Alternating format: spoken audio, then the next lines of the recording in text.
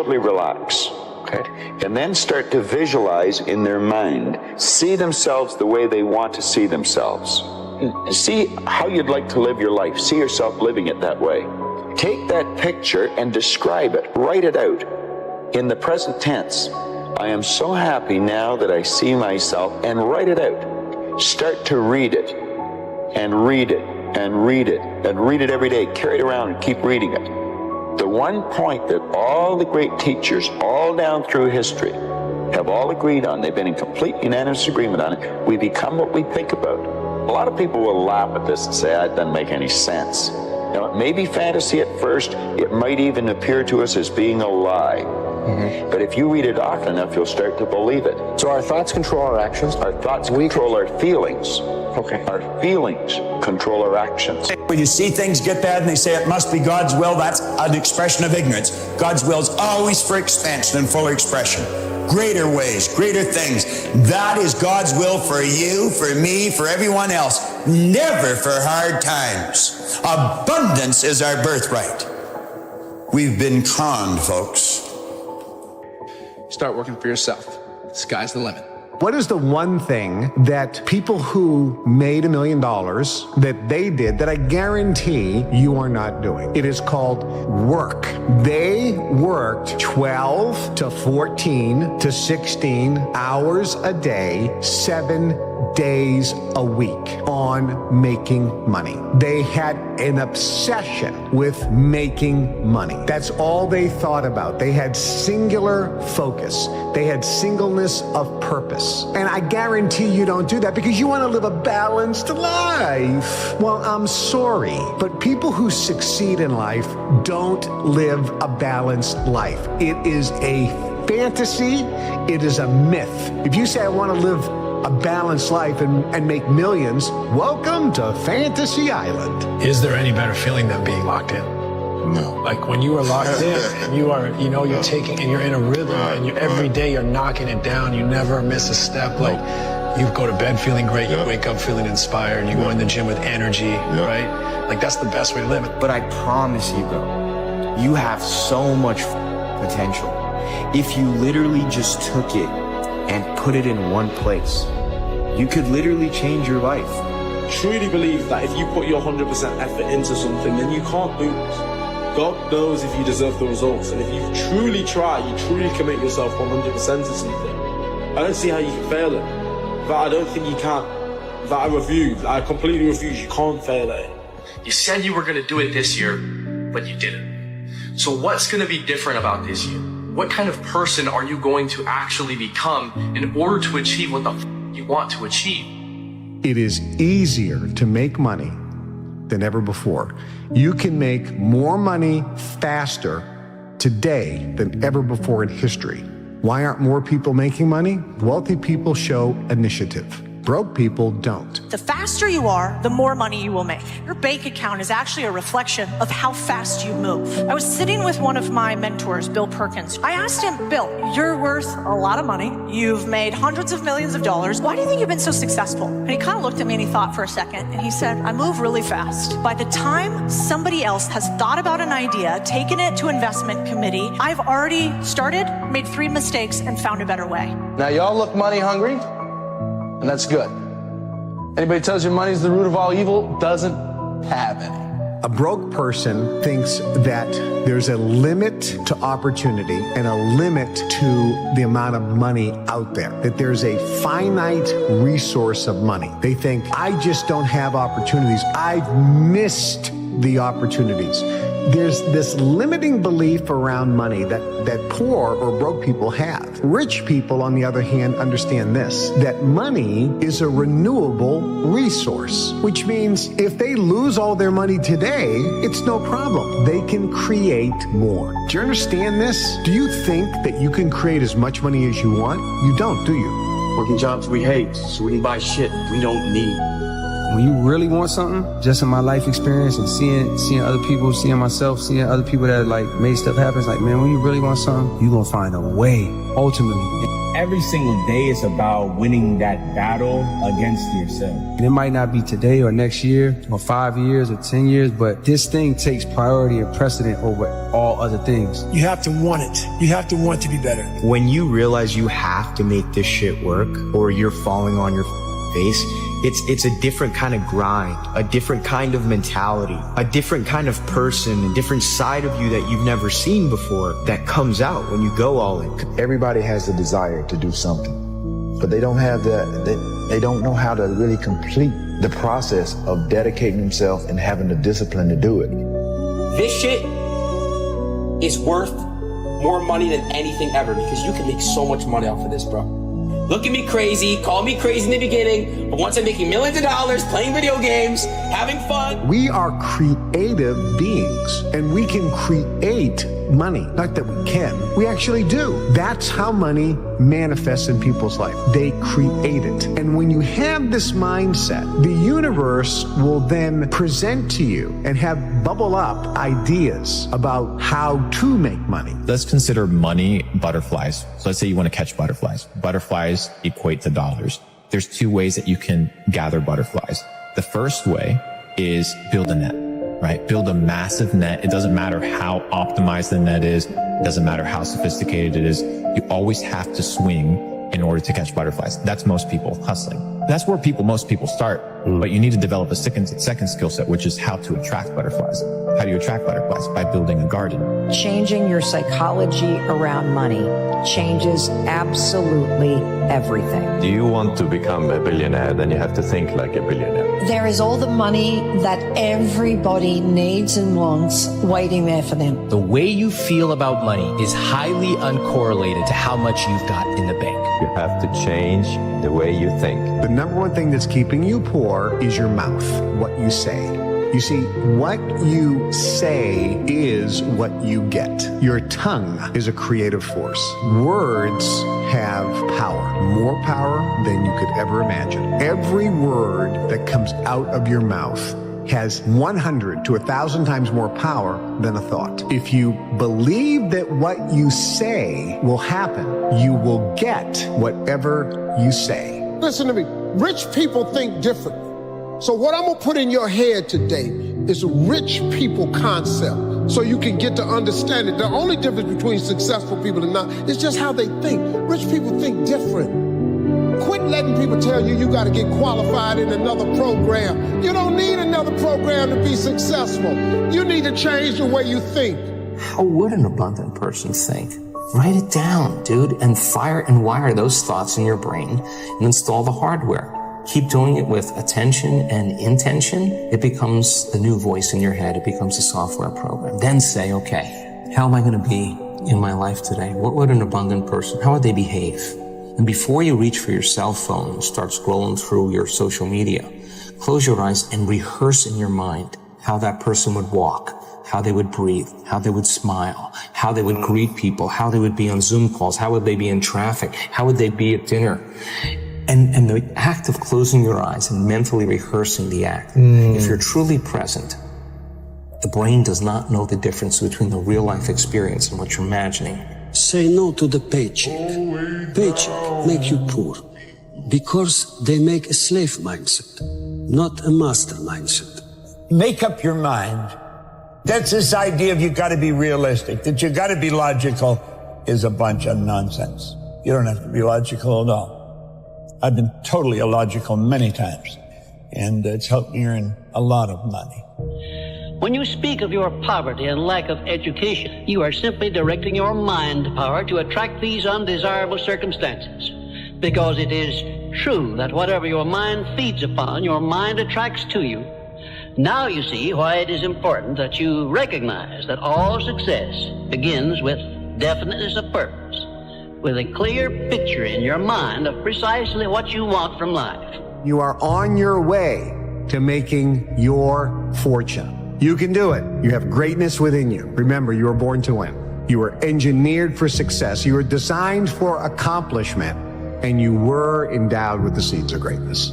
Do you want to become a billionaire? Then you have to think like a billionaire. Billionaires do not think about pennies and cents and dollars.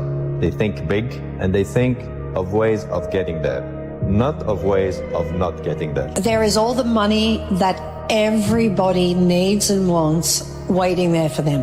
And there's only one reason it's not in their lives, and that's because they're stopping it from coming into their lives. Really? Oh, yeah. How are we stopping it? By thinking we don't have enough, by thinking we don't deserve it, by maybe being programmed the way you were, that my family didn't have very much, I'm destined to not have very much, kind of born on the wrong side of the tracks kind of thing, or all of those thoughts. To believe that we only get money through our job. If you believe that that's the only way you're going to get money, that's the only way that you're going to get money. But you can get money from unbelievable, unlimited different ways. If you decide you want to be rich, all you gotta do is start. Why not? Who gonna stop you? Unless you tell it to the wrong person. Mama, listen to me. I'm going to be rich. Ain't nobody rich in this family. Go in there and sit down somewhere. Get yourself a good job. Oh, mama, you must be right. No, mama could be wrong. Because what you have in your imagination, God didn't show it to your mama. I'm sorry. He showed it to you. Know what you want and believe that you can and will get it. Give expressions of gratitude many times daily for having received that which you want, even before you actually get physical possession of it. Possession starts first in the mind, but please remember this. Remember, there can be no application of applied faith without action. When overtaken by defeat, as you may be many times, remember that man's faith is tested many times before he is crowned with final victory. And accept your defeat as nothing more than a challenge to keep on trying. But I'm starting to realize, bro, when you dance to your own rhythm, when you play by your own rules, and you living through your vision, that's a perfect indication you're doing it correctly. Because they literally don't see what you see. They don't see it. They don't see what you see. They don't see as far as you see. And they don't understand why you see what you see. They don't even understand where it's coming from internally. They don't. I didn't get that back then. I just knew I had the desire for more. I knew I had a vision that I couldn't ignore. There is no end to what you're capable of doing. Once you get into this vibration, you'll start attracting things.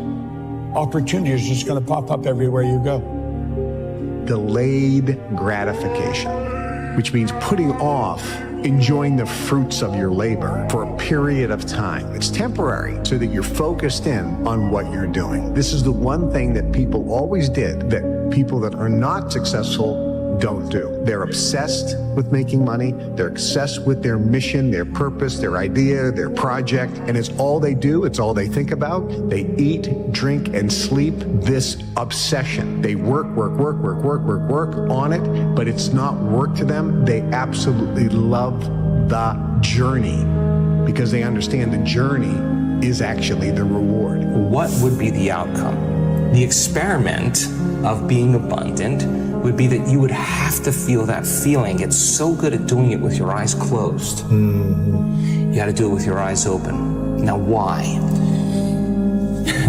Because if you're feeling the feelings of your emotions, of your future, you're no longer looking for them. You can do whatever you make up your mind to do.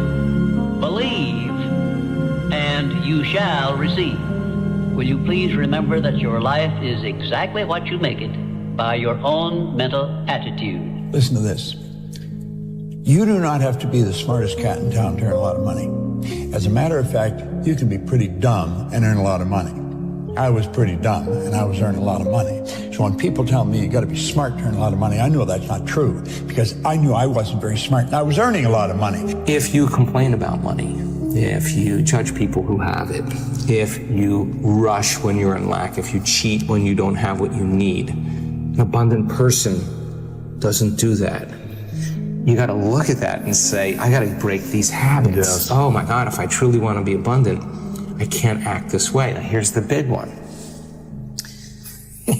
If I truly want to be a new personality that's in a new personal reality, I can't take lack with me.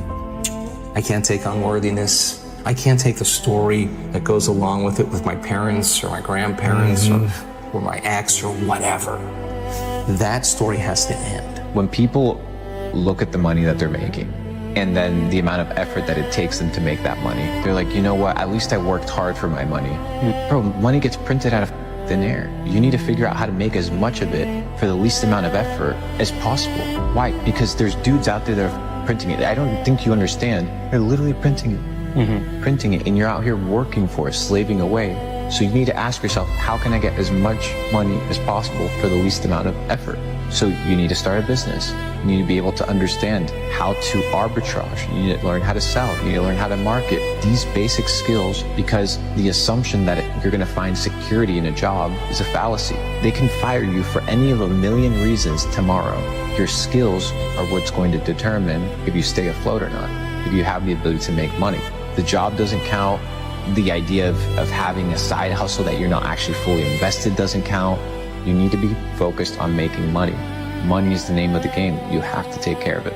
A lot of you niggas gonna spend your whole life waiting on a handout, waiting on somebody to come and put you on, waiting for some money to fall in your lap, waiting for somebody to come and save you. No, ain't nobody coming to save you, bro. Once you understand you're gonna have to do this shit on your own, you're gonna have to have your own motion, you're gonna have to have your own grind, you move different, you talk different, you apply pressure to shit different. It's different when you know nobody's coming. No more around.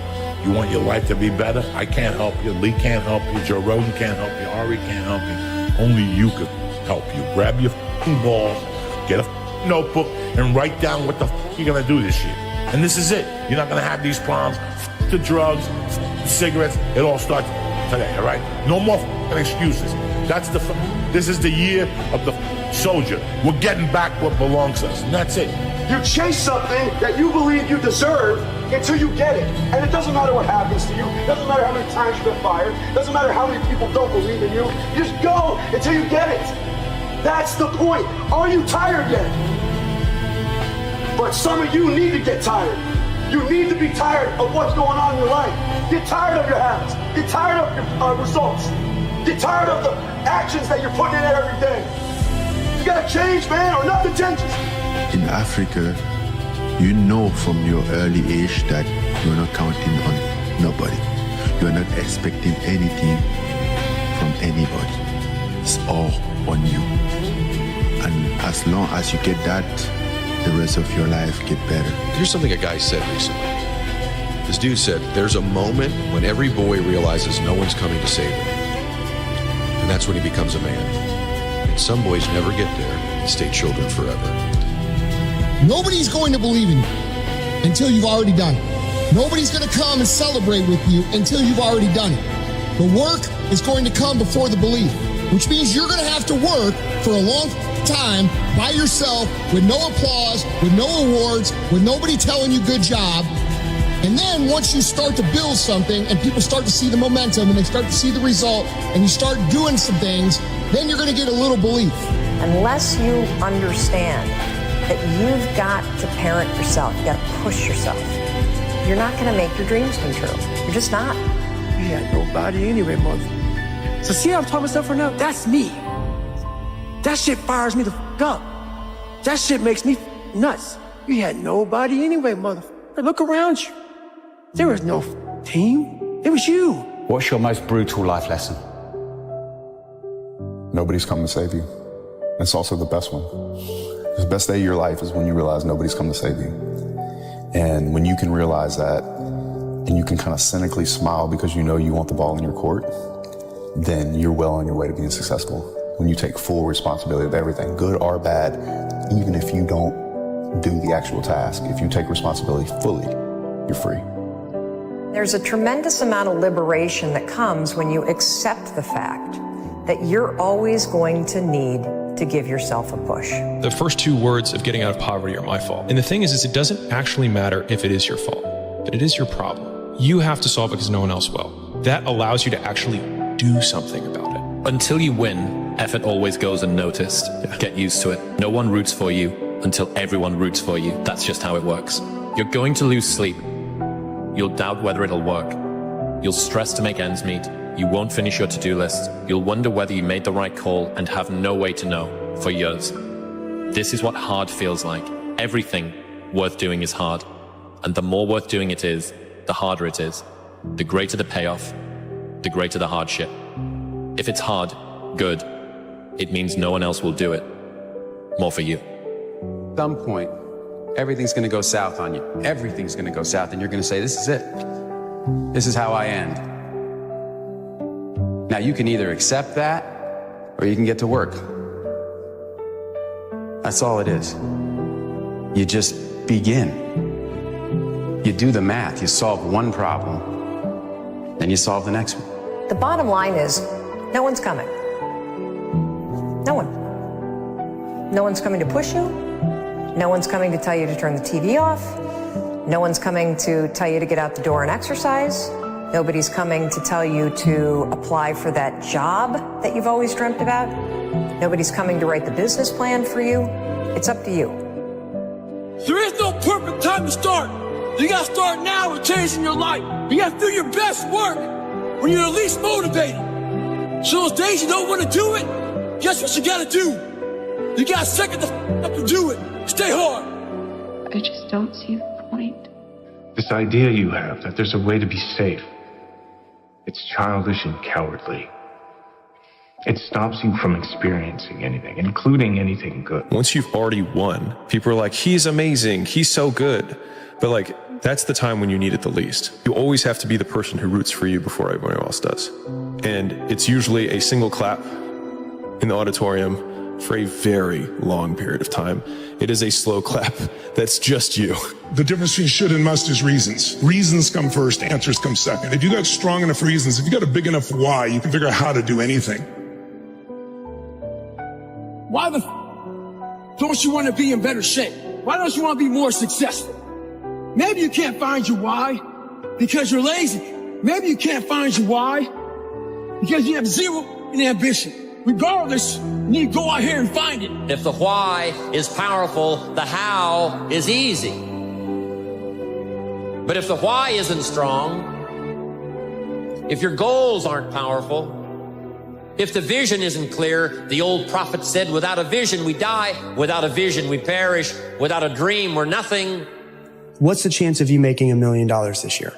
Give me numbers. And everyone's like 0%, 0%, 0%. 1%, there's always 1%. It's like 5, and that's like the most it'll get to. And I said, okay, I'm gonna give you the most extreme example, but I just wanna see what happens, okay?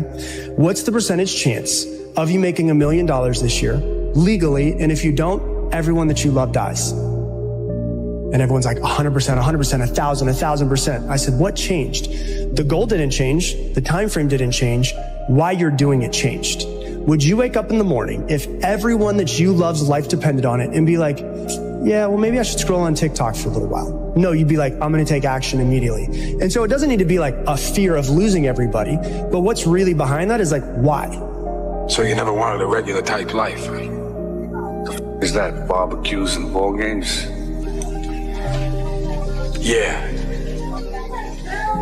If you want to feel like your life has meaning, if you want to go to bed and sleep with a clear conscience, if you want to wake up in the morning looking forward to the day, purpose is a more meaningful, more reliable category than happiness. How do I know? A lot of people, when they think of the phrase, how do I know, they always want to put the what behind it. How do I know what I'm supposed to do? The question that you really should ask is, how do I know why I'm here? Because when you know your why, your what becomes more clear and more impactful. In order to be successful, you need to have a powerful why. Why do you want to be successful? Why do you want to achieve great things? Why are you doing the shit that you're doing on a daily basis? Why? I ask people this on a daily basis and everybody gives me these generic answers. Because I want to help people. Because I want to give back. Because I want to live a happier life. Why? What's the why here? Why do you want to do these things? Why do you want to feel this way? Why do you want to help people? Why do you want to give back? What's the reason? If you don't have a powerful reason, you're never going to reach your goals because you don't have something that's pulling you towards them. You don't have something that's going to wake you up before your alarm goes off. That why is everything. My why is very simple. I want to be remembered forever and I want to inspire one person a day because I know what it's like to struggle with the drugs and the alcohol and feeling like you're alone in life, having nobody to help you. What's your why? You know, when you're built different than everybody else and you have this desire for more and this desire for achievement and this desire to win, everybody else looks at you like you're, and they'll tell you that too. You know, what is wrong with you? Like, why can't you just relax? Why can't you just do this? Because I'm just not built that way, man. How do I manage all this misery and suffering and futility? It's like, well, I need to figure out what I would have to do in order to make that clearly worthwhile. And so then you have your goal, and then you think, well, I need to move towards that incrementally because I'm kind of useless and can only do so much and maybe not even that. But all I have to do is be a little bit better than my miserable self yesterday. And that'll propel you forward very rapidly. If you don't have a strong enough why, if you don't know your compelling future, if you're not ready to climb through every brick wall, then go upstream and find that desire. Find it so when you're facing, oh my God, the money didn't come through, the bank fell through, the bank called their loan, or whatever you go through in different markets. If you're just thinking, I just want to make more money to get the Ferrari. You have a reason for that Ferrari. You have a reason for your success. You have a reason for your future. That's when you say, oh, this failed. Let's try again. That didn't work. Let's try again. And how many times do you have to try again? Who knows? Could be 100, right? It's the people who give up on the 60th one and don't realize that your 61st time of getting past that failure was your next level. Well, the purpose is you. We forget that. Every day I wake up and I don't want to do some shit. I'm like, okay, man, do you want to be a today? Do you want to feel like a little, do you want to walk around all day knowing that you could, but you didn't? The main purpose in life is you. So if you wake up in the morning and you don't want to do something, you don't care enough about yourself. And that's what you need to really research is, man, why am I not doing this for myself? Because that is the number one purpose in life, is to better oneself.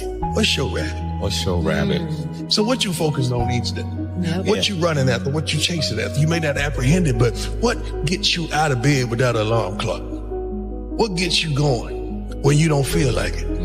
What makes you go get it when everybody say you can't?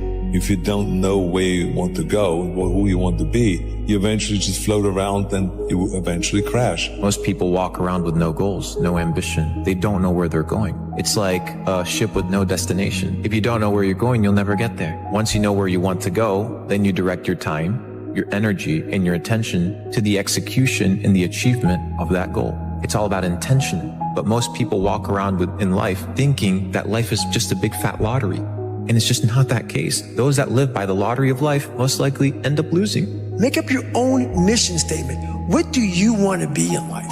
And once you do that, now you can work with somebody to get better. You can work with yourself to get better. But until you know what you want to stand for, you will always just be sitting down. You'll never stand for anything. The first question people go to is how? And that's the wrong question. How is absolutely the wrong question to start with, because if you've never done it before, what that produces is uncertainty. If you have uncertainty, then you don't execute at the same level. It's like people say knowledge is power. We all know that execution is power. Knowledge is potential power. Execution beats knowledge every day of the week. So my bias is towards action. Even if it's the wrong action, you're going to learn quicker than if you do nothing. But the challenge is people are asking how, and that produces uncertainty. What you got to ask is what and why. Most people are afraid. Most people have been through shit in their life, and you have to really tap in, and you really have to get clear on your why and your driving force, and you have to face your fear. And until you do, you're not going to get what you want in life. And that's what holds most people back. At a burrito, I came back and I'm in the when I walk in, I sit down, the doctor comes up and he says, oh my, I can't believe these arteries are in that young body. He goes, let me ask you a question. I heard your wife's pregnant. I said, yeah, I have a son. And he says, do you want to be there when he graduates from high school to be there for that day? I said, yes, sir. Yeah. He goes, your wife's pregnant. What do you have? And I said, a daughter. This is where you get a dad. He goes, would you like to walk her down the aisle on her wedding day? Or are you okay that it's some other man? I went, what the f is on this scan, right? And he goes, I want to be very clear with you. If you keep going down the road you're going, there'll be some other man with your son at graduation high school and a stranger's walking your daughter down the aisle that's not even born yet on her wedding day.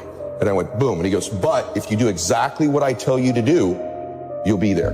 And so to this day, brother, there are mornings when I wake up, not every morning, I don't want to go to the gym. I go, Bella's wedding, Bella's wedding, Bella's wedding. So my standards are high because of my big old reasons. Other dudes may miss the gym that day because they're not going to miss their daughter's wedding if they don't go. But I've convinced myself I'm going to get emotional. I've convinced myself I'll miss my daughter's wedding. So I will get my ass out of bed at 4 o'clock in the morning and I will get to that gym because my reasons are bigger, so my standards are bigger. You can have what you want in 5 years. But there's 2 conditions. You have to know what it is, and you have to aim at it. Figure out what you want. Write it down. Figure out what you could do to start moving towards that, okay? Do that with your family relationships. Do that with your friendships. Do that with your career. Do that with your education. Develop a vision. You are a creative force. Get the millionaire mindset. If you don't have the millionaire mindset, that money is a renewable resource and that you can create, and it is God, the universe, which is the source of your supply that gives you the power to get right. If you don't have that mindset, then you're going to have a struggle making your first million and making any large amounts of money.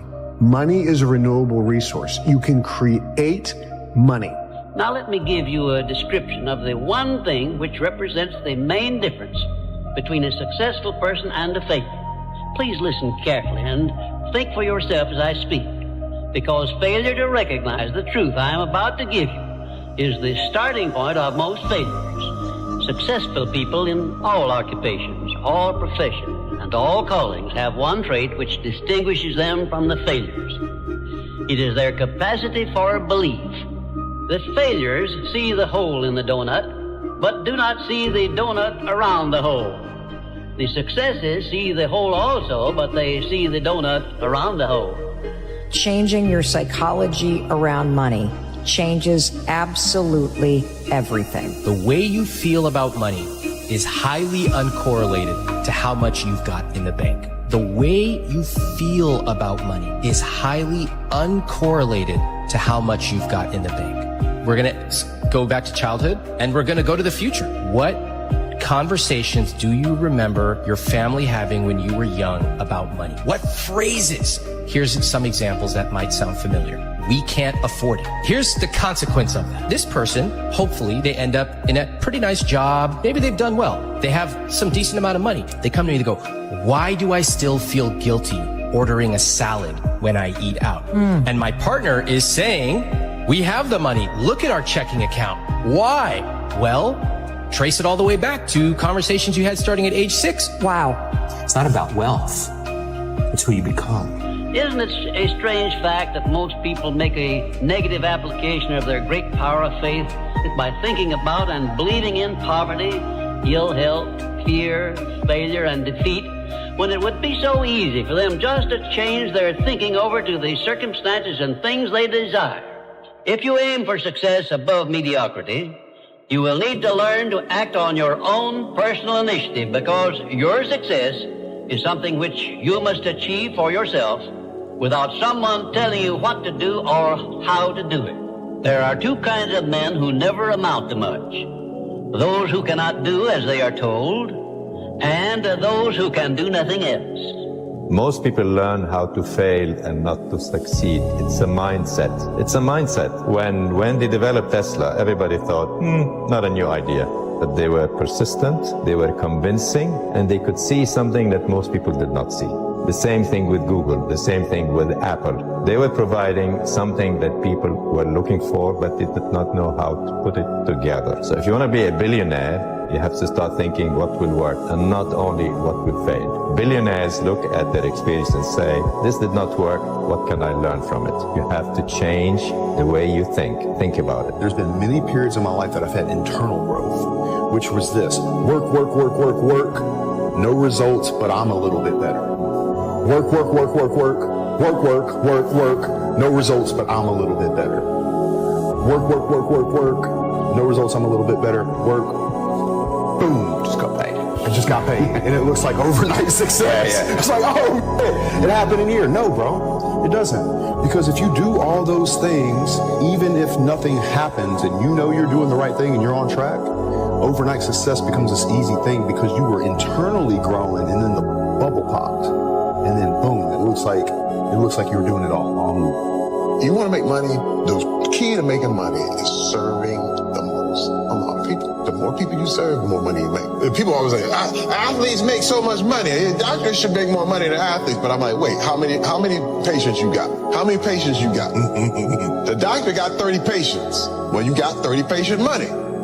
But how many people are enjoying watching LeBron play? Hundreds of millions? Or he gets hundreds of millions of dollars. I said, dude, don't ever get it twisted. You serve more people, you get more props, you get more money. Another way to get wealth is through servanthood. Listen very carefully.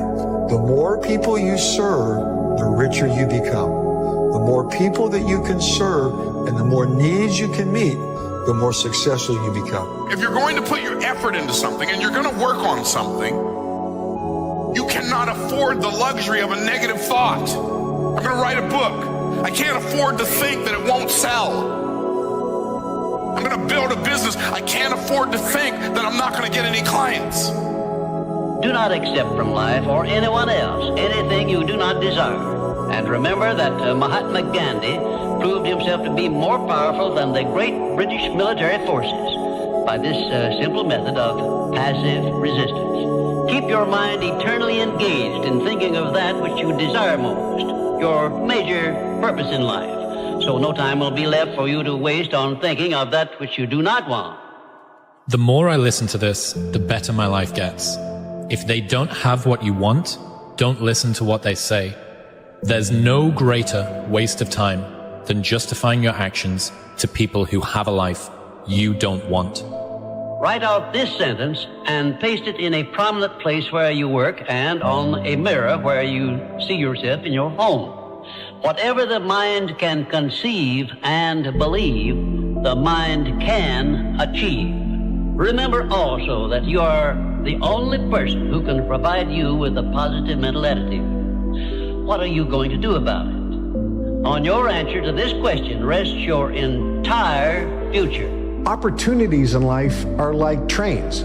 There's always another one coming. There's not like this is the last opportunity that will ever present itself to you in this lifetime. No, there are an abundance of opportunities, tons of opportunities. There's huge amounts, and if you don't take advantage of this because of various conditions and circumstances that you can't, there'll be another one down the road. This is the confidence or knowingness that you can and will have tons of opportunities in this lifetime. You can't take advantage of every single one. Take advantage of the ones you want. Bro, it's so easy to bank money. You know this. Online, anybody can go out and make 10 grand a month. Literally. I was talking with a guy in Singapore, probably worth a couple $1 billion. I was having a conversation with him, and he's like, you know what the biggest issue is between the elite and people that make no money? I'm like, what? Financial literacy. He said, most people are financially illiterate, and it's a language.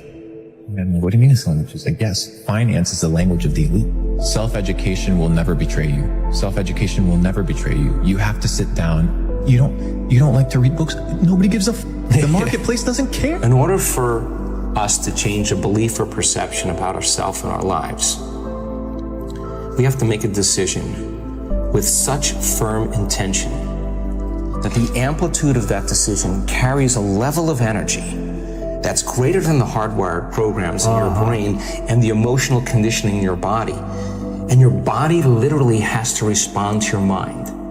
Examine your personality and examine your personal reality. Change your personality, change your personal reality. Don't make it be about abundance. Make it about becoming abundant by overcoming the person who's not abundant. There's a moment when every boy realizes no one's coming to save him. And that's when he becomes a man. And some boys never get there and stay children forever.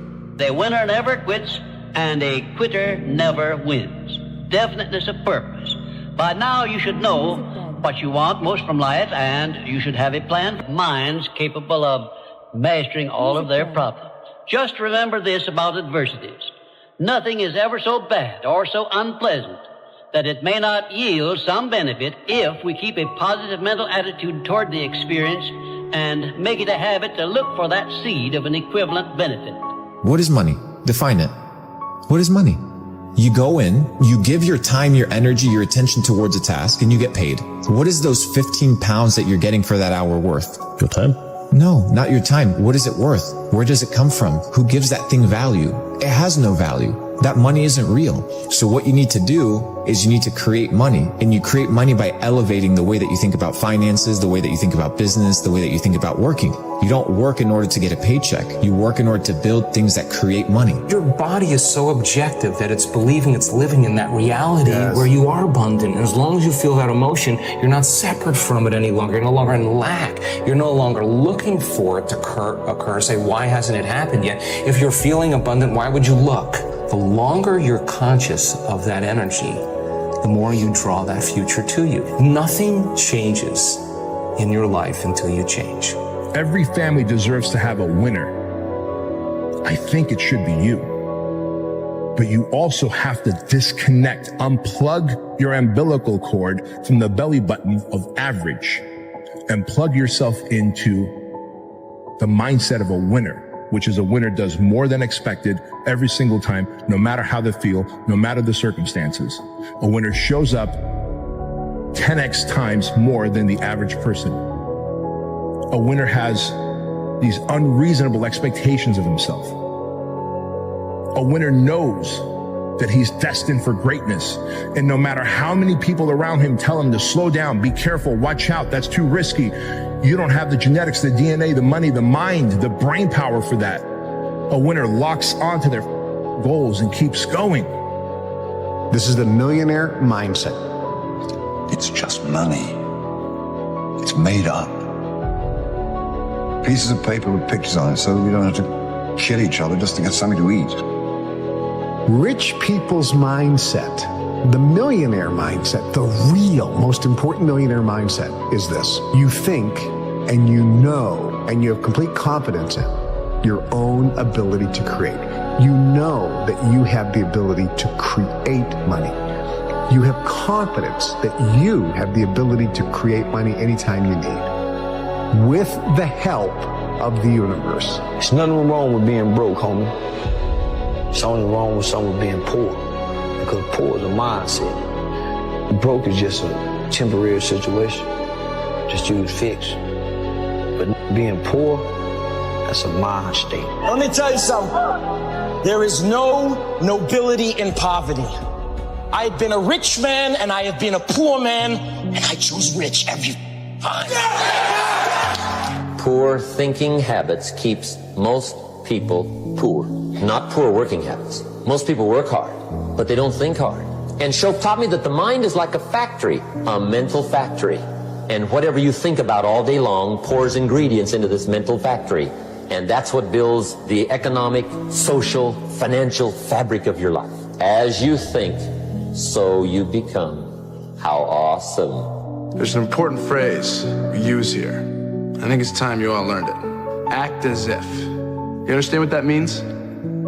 Act as if you are the president of this firm. And then you're a millionaire. And it's just that simple. Let me tell you what rich people do. Rich people give themselves pep talks when no one's around. When they're by themselves, they say things like, I'm a winner. I am sick and tired of being sick and tired, and I am going to win. I'm going to make this happen. Look at all those people down there. They follow the rules for what? They're letting fear lead them. What happens if I don't? Life's simple. You make choices and you don't look back. Stay small enough, long enough, you'll be big enough soon enough. See you at the top because the bottom is too crowded, but we never look down on anybody unless we're willing to help them up. Believing that you can is way more profitable than believing that you can't. Successful people are always too busy doing what the other guys are still talking about. Successful people are always willing to do what the other guys are not willing to do. Your friends are shit. They tell me you made 25 grand last month, they're not gonna believe you. F them. Parents don't like the life you lead? You, mom and dad. See how it feels when you're making their excess payments. Set a goal to become a millionaire. Here's why. For what it will make of you to achieve it. Set a goal that'll make you stretch that far. For what it will make of you to achieve it. Today, it's easier to make money than ever before. You are on your way to having your first $1 million in the bank and all of your bills paid. Think and grow rich. Think and grow rich. Success is something you attract, not something you pursue. Success is looking for a good place to stay. So instead of going after it, you work on yourself. Personal development. Why is it that people are successful? It's simply this. The rich get richer, the poor get poorer. Why? It's because the rich think about wealth and affluence all the time. And what do the poor think about? The poor think about lack, loss, and limitation, risk, danger, fear. Failure all the time. Think and grow rich. Think and grow rich. Think and grow rich. You become what you think about. And here's the interesting thing. You can choose. Choose what you think about. Choose. With your business, choose what you're aiming at. With your leadership, choose what you're aiming at. With your team, choose. Help them choose. The act of intentionality is so freaking powerful. It's unbelievable. Henry Ford said, if you think you can, or you think you can't, you're right. I am amazed at the things we don't do because we have this little tiny bit of fear that offsets all the other data and all the other evidence in our life that causes us to not go do something. Because we just don't believe. And it's weird. When you start to believe, you become what you think about. Never say you can't do it. Say, I haven't done it yet. I haven't done it yet. And that's true with everything. It's like there's nothing that you can't do. You may not have done it yet.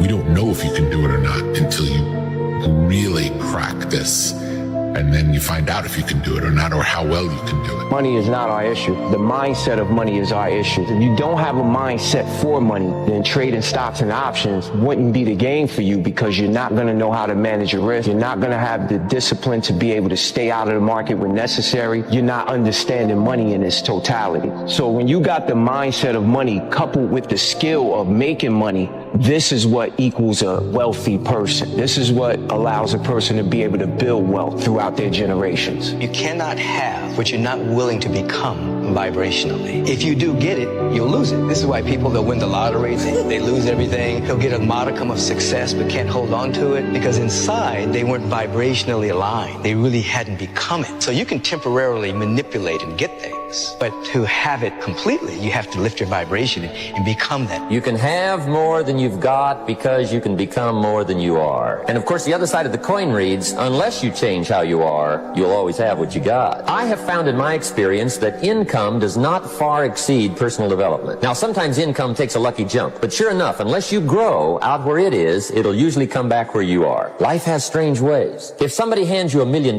best you become a millionaire quickly, so you get to keep the money. Otherwise, sure enough, it'll disappear. Somebody once said, if you took all the money in the world, divided it up equally among everybody, it would soon all be back in the same pockets. Incredible. Money does not exist. Did you know that? I learned that years ago from a very wealthy man. I was free from money that day. He says money is an idea. It's in your head. It's an idea.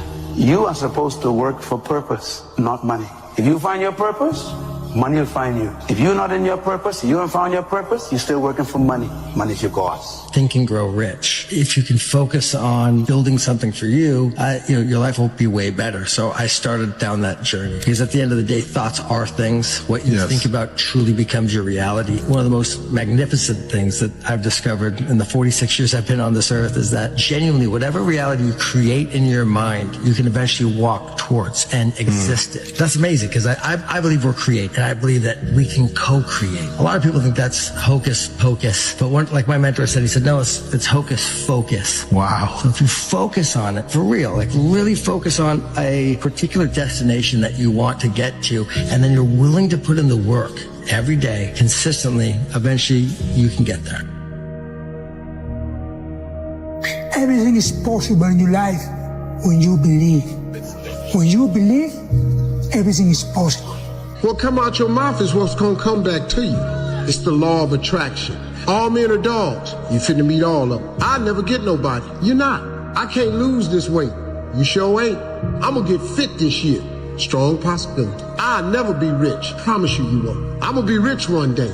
Strong possibility. It's how it works, man. It is the law of attraction. The moment you say it, you begin to change. It's the process. If you think big, you'll be big. If you think small, you'll be small. A negative mental attitude can bring you nothing but failure. Remember always, you are where you are and what you are because of your mental attitude in which you relate yourself to other people. Remember also, your mental attitude is the one and the only thing over which you have complete control. Success is something which has to be planned. And success is something which has to be earned. Anything that you can hold in your mind on a continuing basis, you can be, have, or do. You will become what you think about.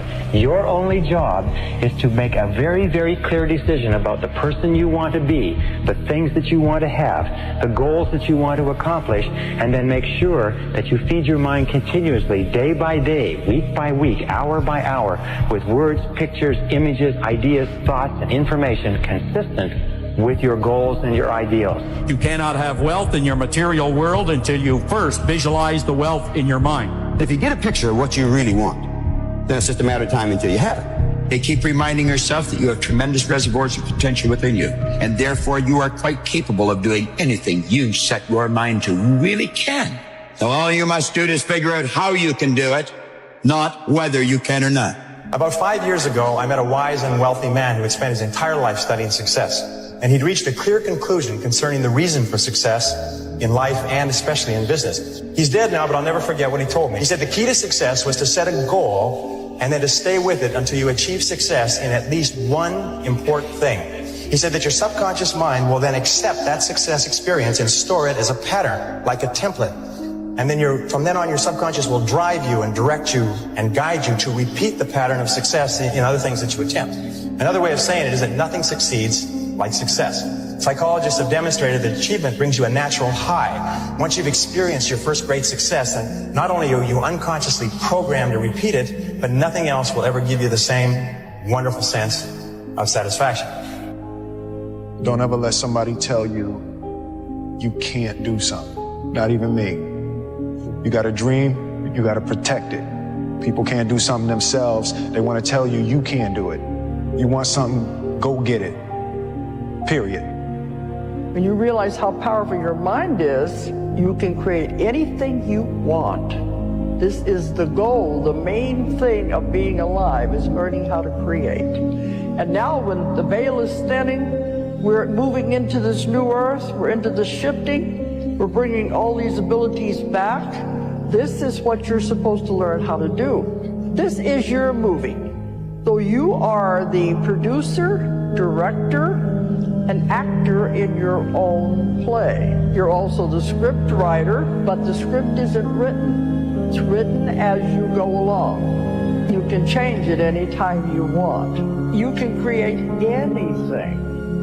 You know the only difference in steam and ice is the state of vibration of the water or the H2O. Do you know the only difference in where you are versus where you want to go is your state of vibration? Do you know that everything to get you there is already here? And it always has been. Do you know when you take an idea and you impregnate it over and over again, you impregnate that idea into one cell. When you impregnate that idea into the cell, that cell is dividing 1 into 2, 2 into 4, 4 into 8. And the process goes on at the rate of 50,000 cells per second. And the more and more you act on it, even though you don't feel good about it, but you work with the idea, you start to develop this change in vibration. But what is really happening is you're impregnating the cells with the characteristic or the idea. What we need to do is we need to constantly think about where we're going, what we want to do, and we start to increase our level of thinking by vibration, and we begin to attract thoughts of a like nature that'll move us in that direction. How badly do you want what you want? How badly do you want it? Or do you want it at all? You see, there's an awful lot of people who want an awful lot of things. But how badly do they want it? If you want it so badly, if you want it with tremendous intensity of desire, there's really nothing in the world that can stop you from getting it. There's an interesting story was told about Socrates, and Socrates was talking to one of his students, and the student said, I am hungry for knowledge. What can I do to increase my knowledge? And Socrates said, knowledge is something that is readily available and easy to get if you want it bad enough. He said, I'm sure I want it badly enough. And Socrates said, come with me, and he walked him offshore into the ocean and walked him offshore into the Aegean Sea. And they got about 3 or 4 feet, and Socrates, a very, very strong man, grabbed the young man and put his head under the water. And the young man began to struggle and finally became incredibly frantic and finally brought him up and he said, now what did you want while you were under the water? And he said, all I wanted was air. He said, all I could think of in the whole world was air. He said, when you want knowledge with the same intensity that you wanted that oxygen, you will get all the knowledge that you could desire. And when you want anything with great intensity, if you have the desire, you'll get it. This is the millionaire mindset. Your subconscious mind hears what you tell it to hear and sees what you make it see. For example, if you're constantly thinking, I'm tired of being broke, your subconscious mind will prove you right. It hears, I'm tired and broke, and it works all day and night to make it true. Your words are spells. That's why you spell words. They're magical. Your tongue can slay you. Hold it if you don't know how to use it. Stay small enough long enough, you'll be big enough soon enough. See you at the top because the bottom is too crowded, but we never look down on anybody unless we're willing to help them up. Believing that you can is way more profitable than believing that you can't. Successful people are always too busy doing what the other guys are still talking about. Successful people are always willing to do what the other guys are not willing to do. Your friends are shit. They tell me you made 25 grand last month, they're not gonna believe you. F them. Parents don't like the life you lead? You, mom and dad. See how it feels when you're making their payments. Set a goal to become a millionaire. Here's why. For what it will make of you to achieve it. Set a goal that'll make you stretch that far. For what it will make of you to achieve it. Today, it's easier to make money than ever before. You are on your way to having your first $1 million in the bank and all of your bills paid. Don't ever let somebody tell you you can't do something. Not even me. You got a dream, you got to protect it. People can't do something themselves. They want to tell you you can't do it. You want something, go get it. Period. Start working for yourself. Sky's the limit. What is the one thing that people who made $1 million that they did that I guarantee you are not doing? It is called work. They worked 12 to 14 to 16 hours a day, 7 days a week on making money. They had an obsession with making money. That's all they thought about. They had singular focus. They had singleness of purpose. And I guarantee you don't do that because you want to live a balanced life. Well, I'm sorry, but people who succeed in life don't live a balanced life. It is a fantasy. It is a myth. If you say I want to live a balanced life and make millions, welcome to Fantasy Island. If you want to unlock your potential, if you want to go straight to the stars, you have to use the law of substitution to keep your mind on what you want. Use the law of concentration to dwell continually on the results you desire. Be solution-centered rather than problem-centered. Be goal-centered rather than loss-centered. And the law of subconscious activity will begin to adjust your words, your actions, your feelings, your emotions, and everything to the point where you will draw into your life the people and circumstances that will harmonize with it. Now, what's the most powerful thing you can do? It's very simply this. Success begins with taking purposeful, systematic control of the content of your conscious mind. Purposeful, systematic control of the content of your conscious mind. Everything comes back to the law of control. Is there any better feeling than being locked in? No. Like when you are locked in and you are, you're taking, and you're in a rhythm and every day you're knocking it down. You never miss a step. Like you go to bed feeling great. You wake up feeling inspired. You go in the gym with energy, right? Like that's the best way to live it. But I promise you, bro, you have so much potential. If you literally just took it and put it in one place, you could literally change your life. Truly believe that if you put your 100% effort into something, then you can't lose. God knows if you deserve the results. And if you truly try, you truly commit yourself 100% to something, I don't see how you can fail it. In fact, I don't think you can. In fact, I completely refuse. You can't fail at it. You said you were going to do it this year, but you didn't. So what's going to be different about this year?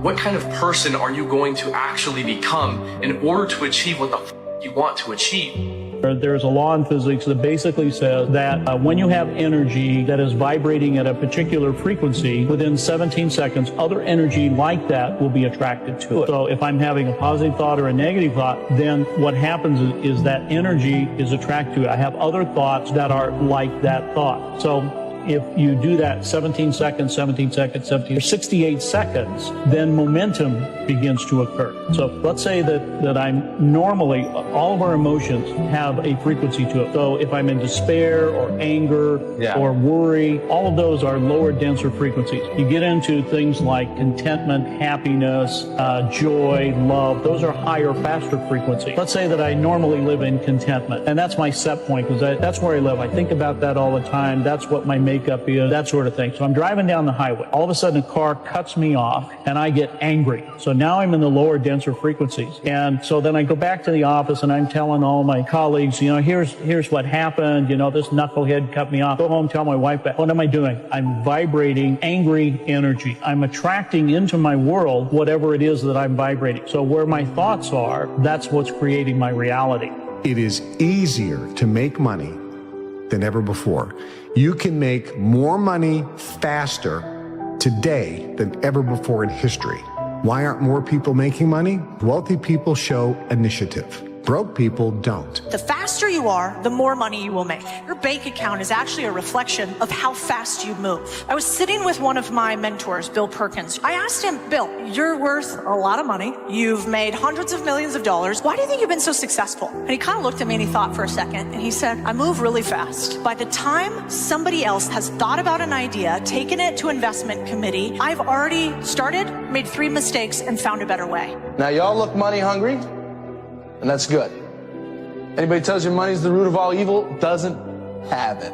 A broke person thinks that there's a limit to opportunity and a limit to the amount of money out there, that there's a finite resource of money. They think, I just don't have opportunities. I've missed the opportunities. There's this limiting belief around money that poor or broke people have. Rich people, on the other hand, understand this, that money is a renewable resource, which means if they lose all their money today, it's no problem. They can create more. Do you understand this? Do you think that you can create as much money as you want? You don't, do you? Working jobs we hate so we can buy shit we don't need. When you really want something, just in my life experience and seeing other people, seeing myself, seeing other people that made stuff happen, it's like, man, when you really want something, you're gonna find a way, ultimately. Every single day is about winning that battle against yourself. And it might not be today or next year or 5 years or 10 years, but this thing takes priority and precedent over all other things. You have to want it. You have to want to be better. When you realize you have to make this shit work or you're falling on your face, it's a different kind of grind, a different kind of mentality, a different kind of person, a different side of you that you've never seen before that comes out when you go all in. Everybody has the desire to do something, but they don't have they don't know how to really complete the process of dedicating themselves and having the discipline to do it. Complete delusion. You gotta believe the delusion because it's only delusional until it works. So is it really delusional? You have to be crazy enough to think that it's possible. That's how you do something worthwhile. That's how you beat the odds. You have to believe it's possible, okay? And when you believe something is possible, everything else will figure itself out.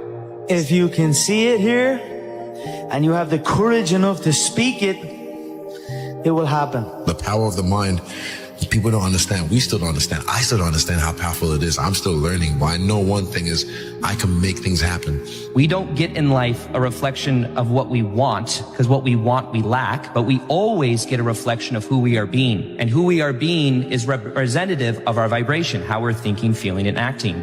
So becoming aware of those 3 things and becoming aware of where the attachments are from childhood, where the attachments are from the past, is where the freedom really begins. Much of my journey has been just becoming aware of these attachments, letting them go. Once you let that go, things naturally begin to align. And as a result of that alignment, there's more synchronicity. You're in the right place at the right time. You're feeling higher vibrational emotions where you could literally feel high a majority of the time without using substances. And once you're aware that that's a potential, then becomes a game of what can I let go of? This shit is worth more money than anything ever because you can make so much money off of this, bro. Look at me crazy, call me crazy in the beginning, but once I'm making millions of dollars, playing video games, having fun. We are creative beings, and we can create money. Not that we can, we actually do. That's how money manifests in people's life. They create it. And when you have this mindset, the universe will then present to you and have bubble up ideas about how to make money. Let's consider money butterflies. So let's say you want to catch butterflies. Butterflies equate to dollars. There's two ways that you can gather butterflies. The first way is build a net, right? Build a massive net. It doesn't matter how optimized the net is. It doesn't matter how sophisticated it is. You always have to swing in order to catch butterflies. That's most people hustling. That's where most people start. But you need to develop a second skill set, which is how to attract butterflies. How do you attract butterflies? By building a garden. Changing your psychology around money changes absolutely everything. Do you want to become a billionaire? Then you have to think like a billionaire. It's just money. It's made up. Pieces of paper with pictures on it so we don't have to kill each other just to get something to eat. Rich people's mindset, the millionaire mindset, the real most important millionaire mindset is this. You think and you know and you have complete confidence in your own ability to create. You know that you have the ability to create money. You have confidence that you have the ability to create money anytime you need, with the help of the universe. There's nothing wrong with being broke, homie. It's only wrong with someone being poor, because poor is a mindset. Broke is just a temporary situation, just you fix. But being poor, that's a mind state. The reason you want it so damn bad is because you know you can get it. You know you're capable. You know if you do everything right or everything that you're supposed to do, that you can achieve it. And when you know you can do it, you get pissed off when you don't have it already. And see, the problem is so many people don't think that they can do it. That's when you lose your drive. People want to talk about where's that fire. That fire is by starting it. You gotta ignite it, and that's gonna light that fire. Now you know how big this fire can get. You know how dangerous you could be. You just gotta stoke the fire every day. You gotta keep adding to it. Every time you add to it, it gets a little bigger. It gets a little more possible. It doesn't seem so crazy anymore. And after you add it enough, you see what's capable. Until one day that fire's there and it's raging, all because of a spark. Nothing ever just happens by luck, but every effect has its definite cause, albeit we often observe effects, the causes of which we cannot isolate or understand. Now there's three types of people in this world. Those who watch things happen, those who wonder what happened, and those who get up and make it happen. And it's easy for you to figure out what type of person you are. Do you wait to start doing it until you feel like doing it? Or do you get up and get after it until you feel like doing it? Come on now. It starts with the dream killer button. Don't hit it. What you doing? You gonna snooze yourself or choose yourself? Don't confuse yourself and lose yourself. How you gonna start your day with a nap? You ain't even done nothing yet. You had plans on waking up last night when you set that alarm. What happened since then? Your dreams got smaller, so you stay in your bed. Your life is less important and the excuses in your head. You stay in your bed, your dreams stay in your head. Choosing your feelings instead of what you said last night when that alarm was said. The reason you don't have more money in your life is because you settle for mediocrity. Because money is a frequency. It's an energy. It's a vibration. So when you readily accept lower quality food, what you're saying to the universe is, universe, I happily accept the lowest quality for the most important thing of my life, my body. Please, universe, don't send me more money because I am happy with less than what is ultimately available to me. You see how you're creating more of what you don't want? You're not living in your authentic self. Poor in spirit people say the words, I can't afford that. Authentic self people say the words, how could I afford that? That's the shift. I shall introduce you to your greatest asset, and with this introduction, the master key to success will be within your easy reach. I say this is your greatest asset with which you may tap and draw upon the supreme power which created you and runs this entire universe. The name of this principle is applied faith. I should know what I'm talking about because I was handicapped at birth by the 4 horsemen which keep most people in bondage all the days of their lives: poverty, fear, illiteracy, and superstition. I'm gonna just tell you guys right now straight up how it works in life. There's cheat codes in life, bro. There's shortcuts in life. And I'm gonna tell you guys right now, you watch me because in some way you can relate to me or you look up to me in some way. Well, guess what? You can go out and get this shit too. I'm trying to tell you it's not easy. It takes a lot of hard work, dedication, a lot of blessings, a lot of luck. It's lucky. But at the same time, you have people that work years and years and years and years, and it finally will pay off. If you work extremely hard at whatever you got going on, something that you love to do, I swear to God, your life will change. It takes 1 whole year to see crazy improvement. I guess it comes down to a simple choice, really. Get busy living, or get busy dying. You gotta want it bad. You gotta want it so bad that it hurts. That you don't have it yet. That throughout your whole life, every day, day in and day out, you've been putting in work and you're not there yet. That should be painful. You should be punching yourself for this. I thought you wanted this shit. You tell everybody you want this shit. You wake up and you tell yourself you're gonna get it. And then you fail to live up to your own expectations every single goddamn day. You gotta want it with your heart. You gotta wake up and you gotta want it. You gotta want it as bad as you wanna breathe, as you wanna eat, as you wanna go to bed, and you can't sleep because you're tossing and turning thinking about what you gotta do tomorrow, and your goals are so far away, and you're walking and you need to sprint to even catch up, to even get close.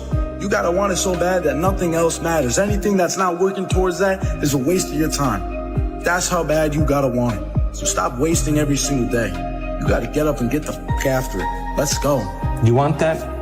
Not a problem, but let's learn the formula of how to create, right? Yes. So then you'd have to feel those emotions before the experience occurred. And if you understood that you could dissociate all of your attention from this 3-dimensional reality and have no attention on anything known, and understand it's the field that creates matter, not matter that emits the field. And if you could get to that place and change your energy with a clear intention and elevated emotion, your heart starts beating in this beautiful rhythm like a drum. We've measured it so many times. And when that occurs, the next thing that happens, the heart informs the brain. It's safe to create now. Everyone, said Mr. Carnegie, comes to the earth plane blessed with the privilege of controlling his mind power and directing it to whatever ends he may choose. But, he continued, everyone brings over with him at birth the equivalent of 2 sealed envelopes, one of which is clearly labeled, the riches you may enjoy if you take possession of your own mind and direct it to ends of your own choice.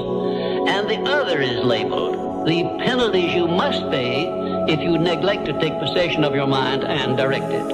Your only limitations are those which you set up in your own mind or permit others to set up for you. I can't. You can't? Are you kidding me? You just said I can't?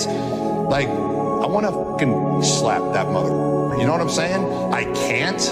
Applied faith is the mental attitude wherein you may clear your mind of all fears and doubts and direct it to the attainment of whatever you desire in life. The next year is going to go by whether you're doing something about your life or not. Write down what you're trying to get done. Write down what you need to get done on a long-term basis and what you need to get done on a short-term basis. And write off a checklist.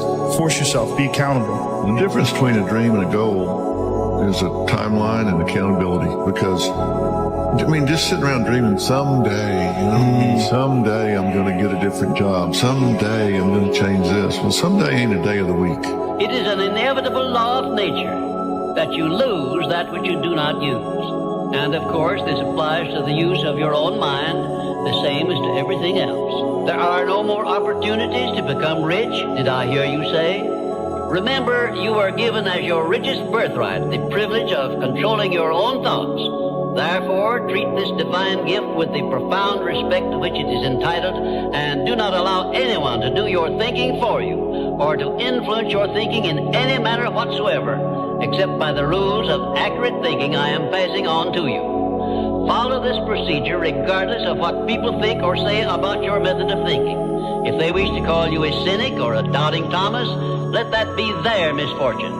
But for your own good, go right on thinking by rules which will save you from many mistakes and tragedies throughout your life. A power which is greater than poverty, greater than the lack of education, greater than all of your fears and superstitions combined. It is the power to take possession of your own mind and direct it to whatever ends you may desire.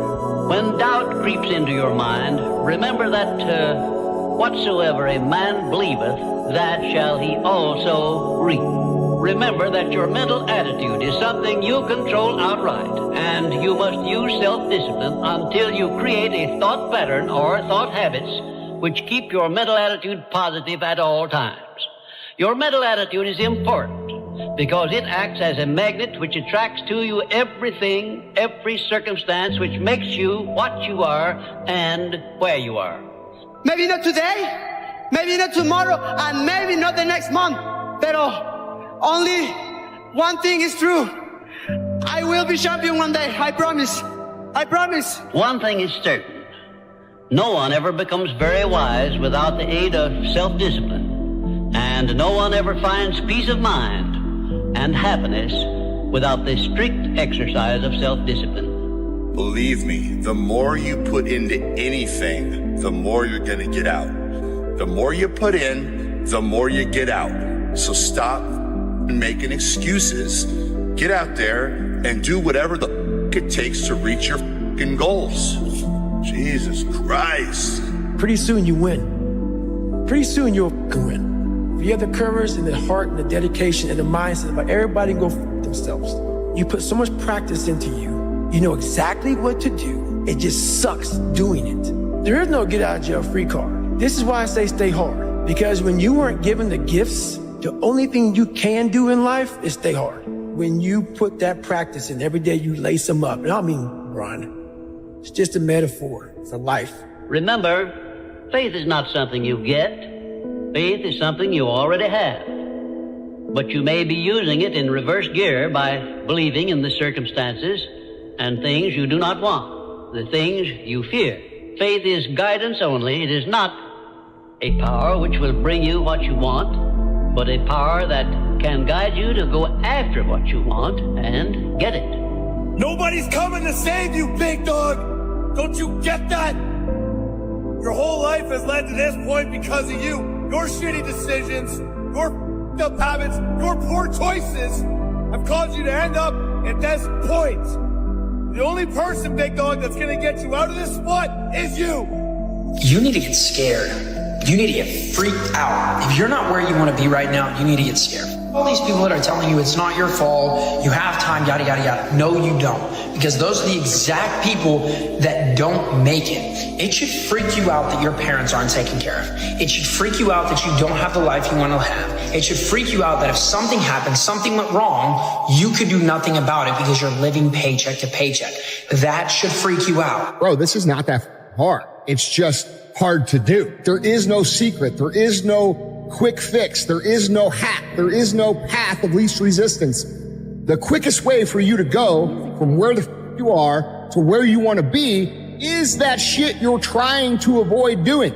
And not only is it the fastest way, it's the only way in most cases to get where you're trying to go. I must work hard. I must have failures so I develop skills. And I must not quit so I can continue to push forward. Choices and you don't look back.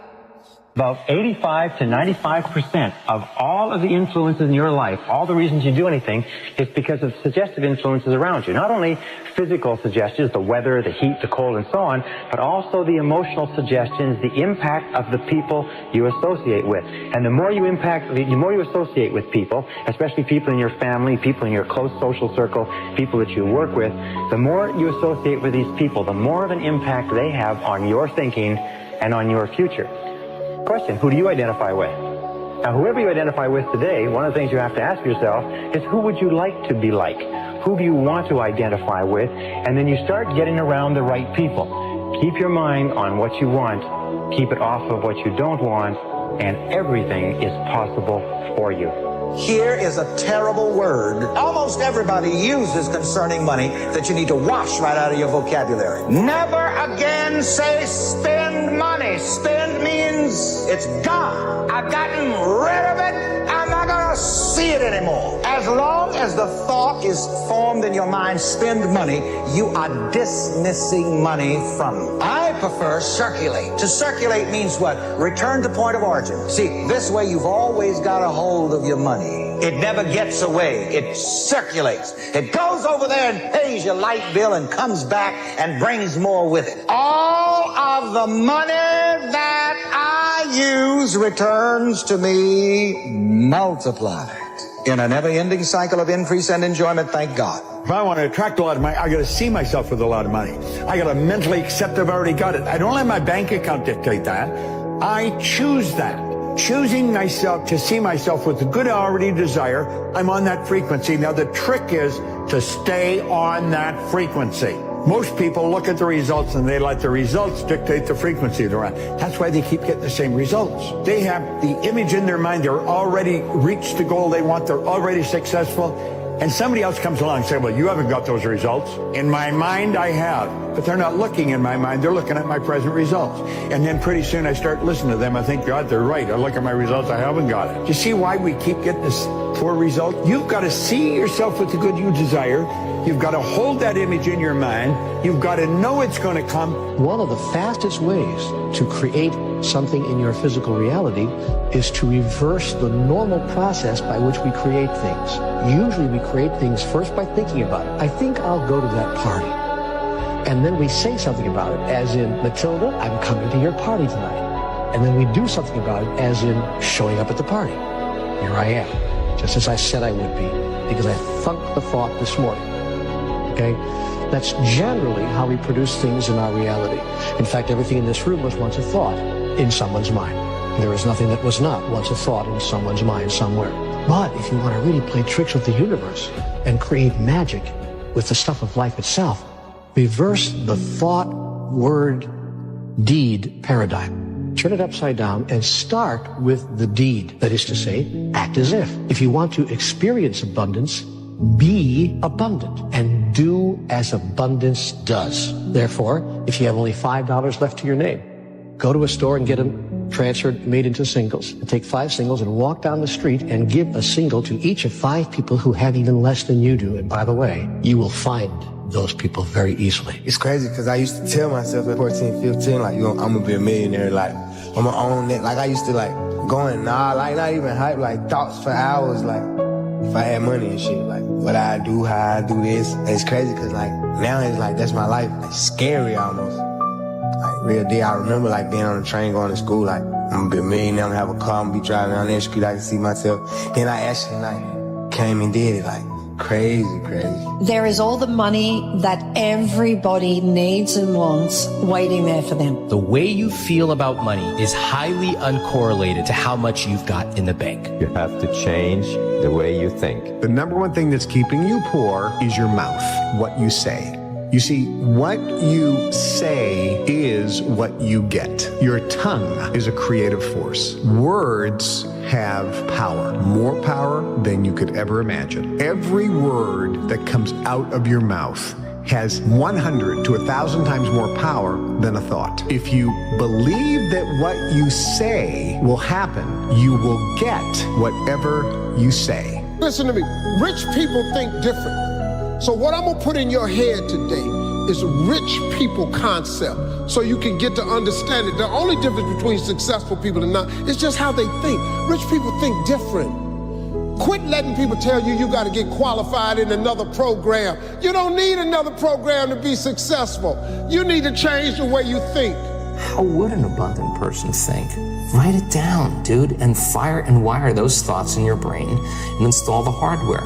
Keep doing it with attention and intention. It becomes the new voice in your head. It becomes a software program. Then say, okay, how am I going to be in my life today? What would an abundant person, how would they behave? And before you reach for your cell phone and start scrolling through your social media, close your eyes and rehearse in your mind how that person would walk, how they would breathe, how they would smile, how they would greet people, how they would be on Zoom calls, how would they be in traffic, how would they be at dinner. And the act of closing your eyes and mentally rehearsing the act, if you're truly present, The brain does not know the difference between the real life experience and what you're imagining. Say no to the paycheck. Paycheck make you poor because they make a slave mindset, not a master mindset. Make up your mind. That's this idea of you got to be realistic, that you got to be logical is a bunch of nonsense. You don't have to be logical at all.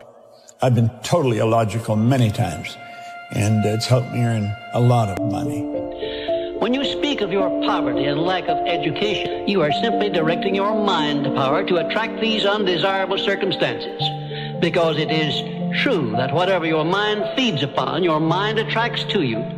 Now you see why it is important that you recognize that all success begins with definiteness of purpose, with a clear picture in your mind of precisely what you want from life. You are on your way to making your fortune. You can do it. You have greatness within you. Remember, you were born to win. You were engineered for success. You were designed for accomplishment, and you were endowed with the seeds of greatness. Do you want to become a billionaire? Then you have to think like a billionaire. Billionaires do not think about pennies and cents and dollars. They think big, and they think of ways of getting there, not of ways of not getting there. There is all the money that everybody needs and wants waiting there for them.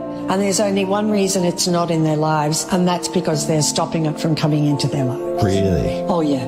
How are we stopping it? By thinking we don't have enough, by thinking we don't deserve it, by maybe being programmed the way you were, that my family didn't have very much, I'm destined to not have very much, kind of born on the wrong side of the tracks kind of thing, or all of those thoughts, to believe that we only get money through our job. If you believe that that's the only way you're going to get money, that's the only way that you're going to get money. But you can get money from unbelievable, unlimited different ways. If you decide you want to be rich, all you gotta do is start. Why not? Who gonna stop you? Unless you tell it to the wrong person. Mama, listen to me. I'm going to be rich. Ain't anybody rich in this family. Go in there and sit down somewhere. Get yourself a good job. Oh, mama, you must be right. No, mama could be wrong. Because what you have in your imagination, God didn't show it to your mama. I'm sorry. He showed it to you. Know what you want and believe that you can and will get it. Give expressions of gratitude many times daily for having received that which you want, even before you actually get physical possession of it. Possession starts first in the mind. But please remember this. Remember, there can be no application of applied faith without action. When overtaken by defeat, as you may be many times, remember that man's faith is tested many times before he is crowned with final victory. And accept your defeat as nothing more than a challenge to keep on trying. But I'm starting to realize, bro, when you dance to your own rhythm, when you play by your own rules, and you living through your vision, that's a perfect indication you're doing it correctly. Because they literally don't see what you see. They don't see it. They don't see what you see. They don't see as far as you see. And they don't understand why you see what you see. They don't even understand where it's coming from internally. They don't. I didn't get that back then. I just knew I had the desire for more. I knew I had a vision that I couldn't ignore. There is no end to what you're capable of doing. Once you get into this vibration, you'll start attracting things. Opportunity is just going to pop up everywhere you go.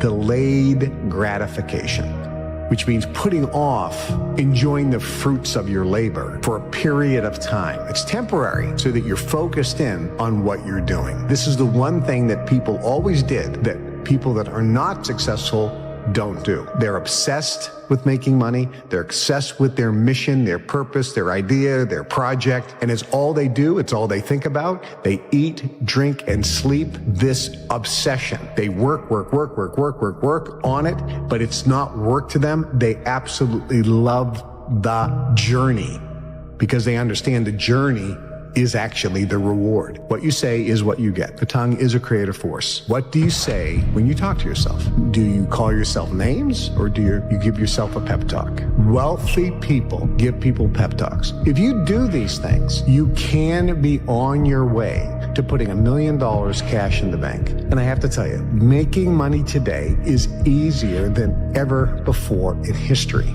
It's not harder, it's easier. And you get it when you believe it. You get it when you believe you have it. And that's the key. It's like people still, they sit around going, when's it going to come? When's it going to come? When's it going to come? When's it going to come? And that's the wrong way. You have to go, it's here, it's here.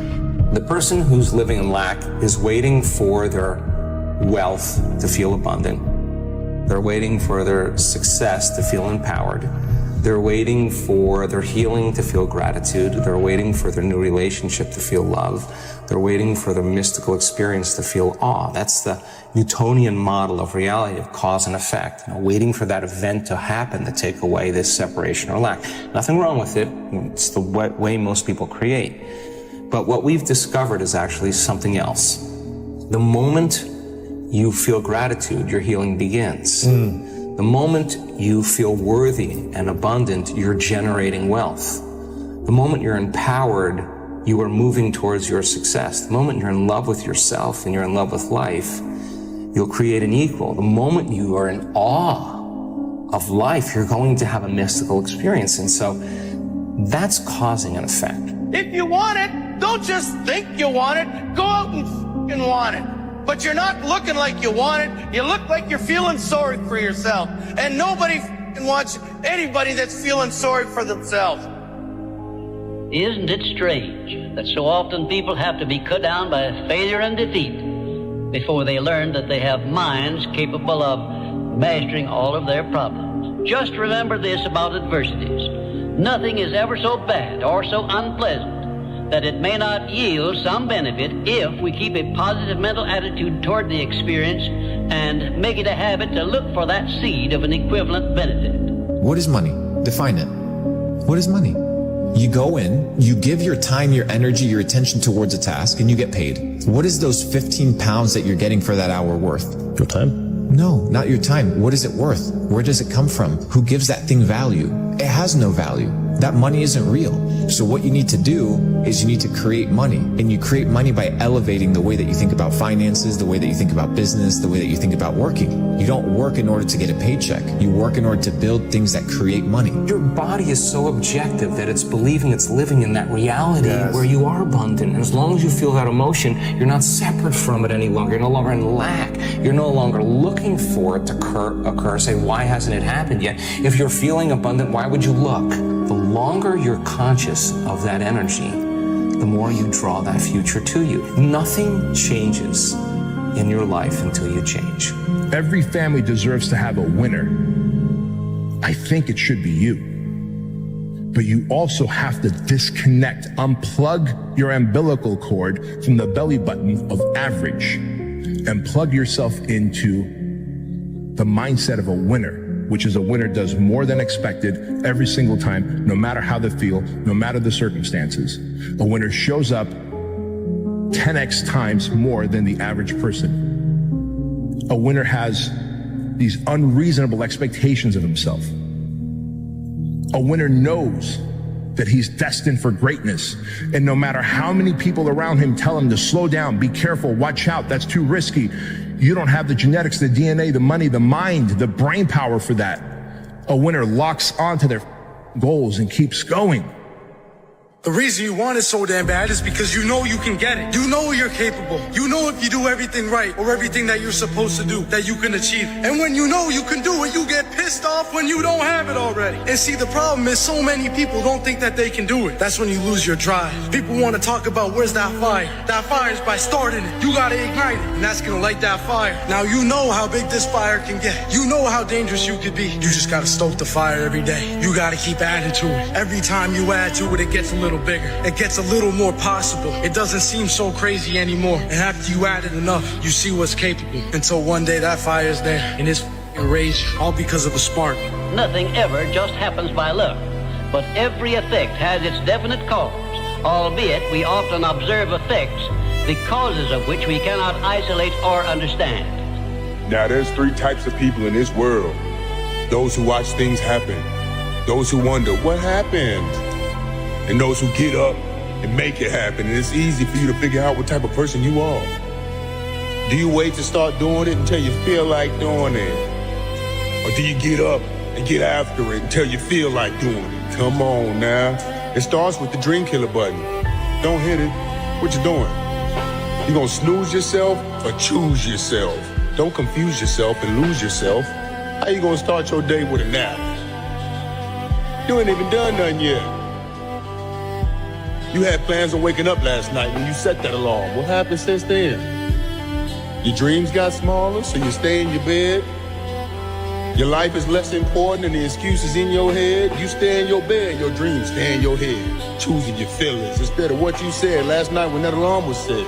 The reason you don't have more money in your life is because you settle for mediocrity. Because money is a frequency, it's an energy, it's a vibration. So when you readily accept lower quality food, what you're saying to the universe is, universe, I happily accept the lowest quality for the most important thing of my life, my body. Please, universe, don't send me more money because I am happy with less than what is ultimately available to me. You see how you're creating more of what you don't want? You're not living in your authentic self. Poor in spirit people say the words, I can't afford that. Authentic self people say the words, how could I afford that? That's the shift. I shall introduce you to your greatest asset.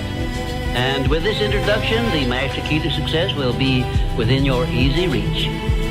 I say this is your greatest asset with which you may tap and draw upon the supreme power which created you and runs this entire universe. The name of this principle is applied faith. I should know what I'm talking about because I was handicapped at birth by the 4 horsemen which keep most people in bondage all the days of their lives. Poverty, fear, illiteracy, and superstition. I'm gonna just tell you guys right now straight up how it works in life. There's cheat codes in life, bro. There's shortcuts in life. And I'm gonna tell you guys right now. You watch me because in some way you can relate to me or you look up to me in some way. Well, guess what? You can go out and get this shit too. I'm trying to tell you it's not easy. It takes a lot of hard work, dedication, a lot of blessings, a lot of luck. It's luck. But at the same time, you have people that work years and years and years and years, and it finally will pay off. If you work extremely hard at whatever you got going on, something that you love to do, I swear to God, your life will change. It takes 1 whole year to see crazy improvement. I guess it comes down to a simple choice, really. Get busy living, or get busy dying. You gotta want it bad. You gotta want it so bad that it hurts. That you don't have it yet. That throughout your whole life, every day, day in and day out, you've been putting in work and you're not there yet. That should be painful. You should be punching yourself for this. I thought you wanted this shit. You tell everybody you want this shit. You wake up and you tell yourself you're gonna get it. And then you fail to live up to your own expectations every single goddamn day. You gotta want it with your heart.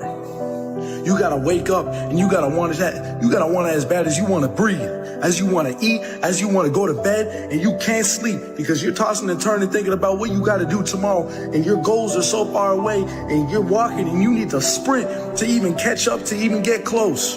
You gotta want it so bad that nothing else matters. Anything that's not working towards that is a waste of your time. That's how bad you gotta want it. So stop wasting every single day.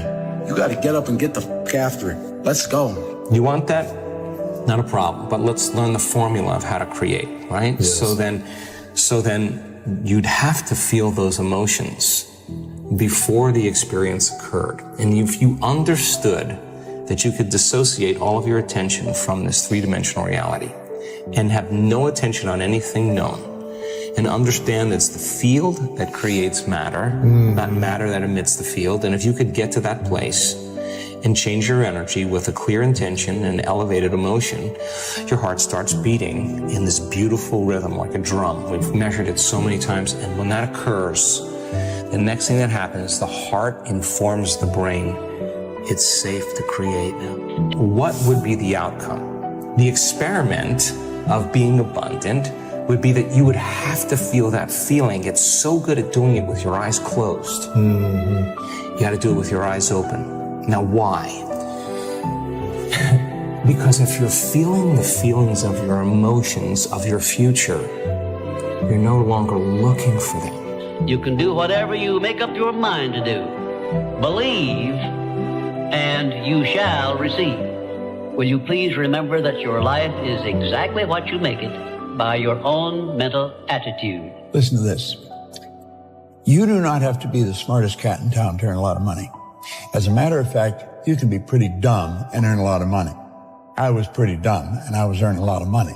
So when people tell me you got to be smart to earn a lot of money, I know that's not true because I knew I wasn't very smart and I was earning a lot of money. If you complain about money, if you judge people who have it, if you rush when you're in lack, if you cheat when you don't have what you need, an abundant person doesn't do that. You got to look at that and say, I got to break these habits. Yes. Oh my God, if I truly want to be abundant, I can't act this way. Now here's the big one. If I truly want to be a new personality that's in a new personal reality, I can't take lack with me. I can't take unworthiness. I can't take the story that goes along with it with my parents or my grandparents or my ex or whatever. That story has to end. When people look at the money that they're making and then the amount of effort that it takes them to make that money, they're like, you know what, at least I worked hard for my money. Bro, money gets printed out of thin air. You need to figure out how to make as much of it for the least amount of effort as possible. Why? Because there's dudes out there that are printing it. I don't think you understand. They're literally printing it.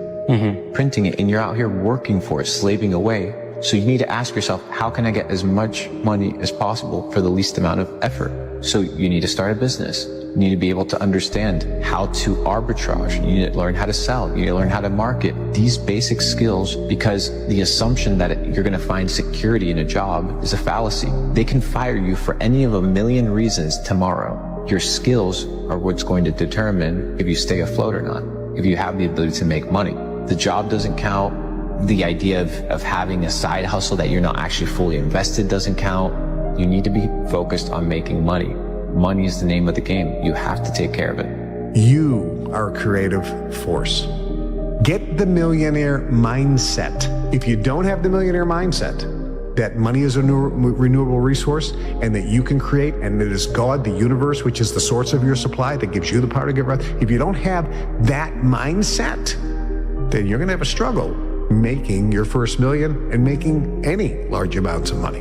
Money is a renewable resource. You can create money. Now let me give you a description of the one thing which represents the main difference between a successful person and a failure. Please listen carefully and think for yourself as I speak, because failure to recognize the truth I am about to give you is the starting point of most failures. Successful people in all occupations, all professions, and all callings have one trait which distinguishes them from the failures. It is their capacity for belief. The failures see the hole in the donut, but do not see the donut around the hole. The successes see the hole also, but they see the donut around the hole. Changing your psychology around money changes absolutely everything. The way you feel about money is highly uncorrelated to how much you've got in the bank. The way you feel about money is highly uncorrelated to how much you've got in the bank.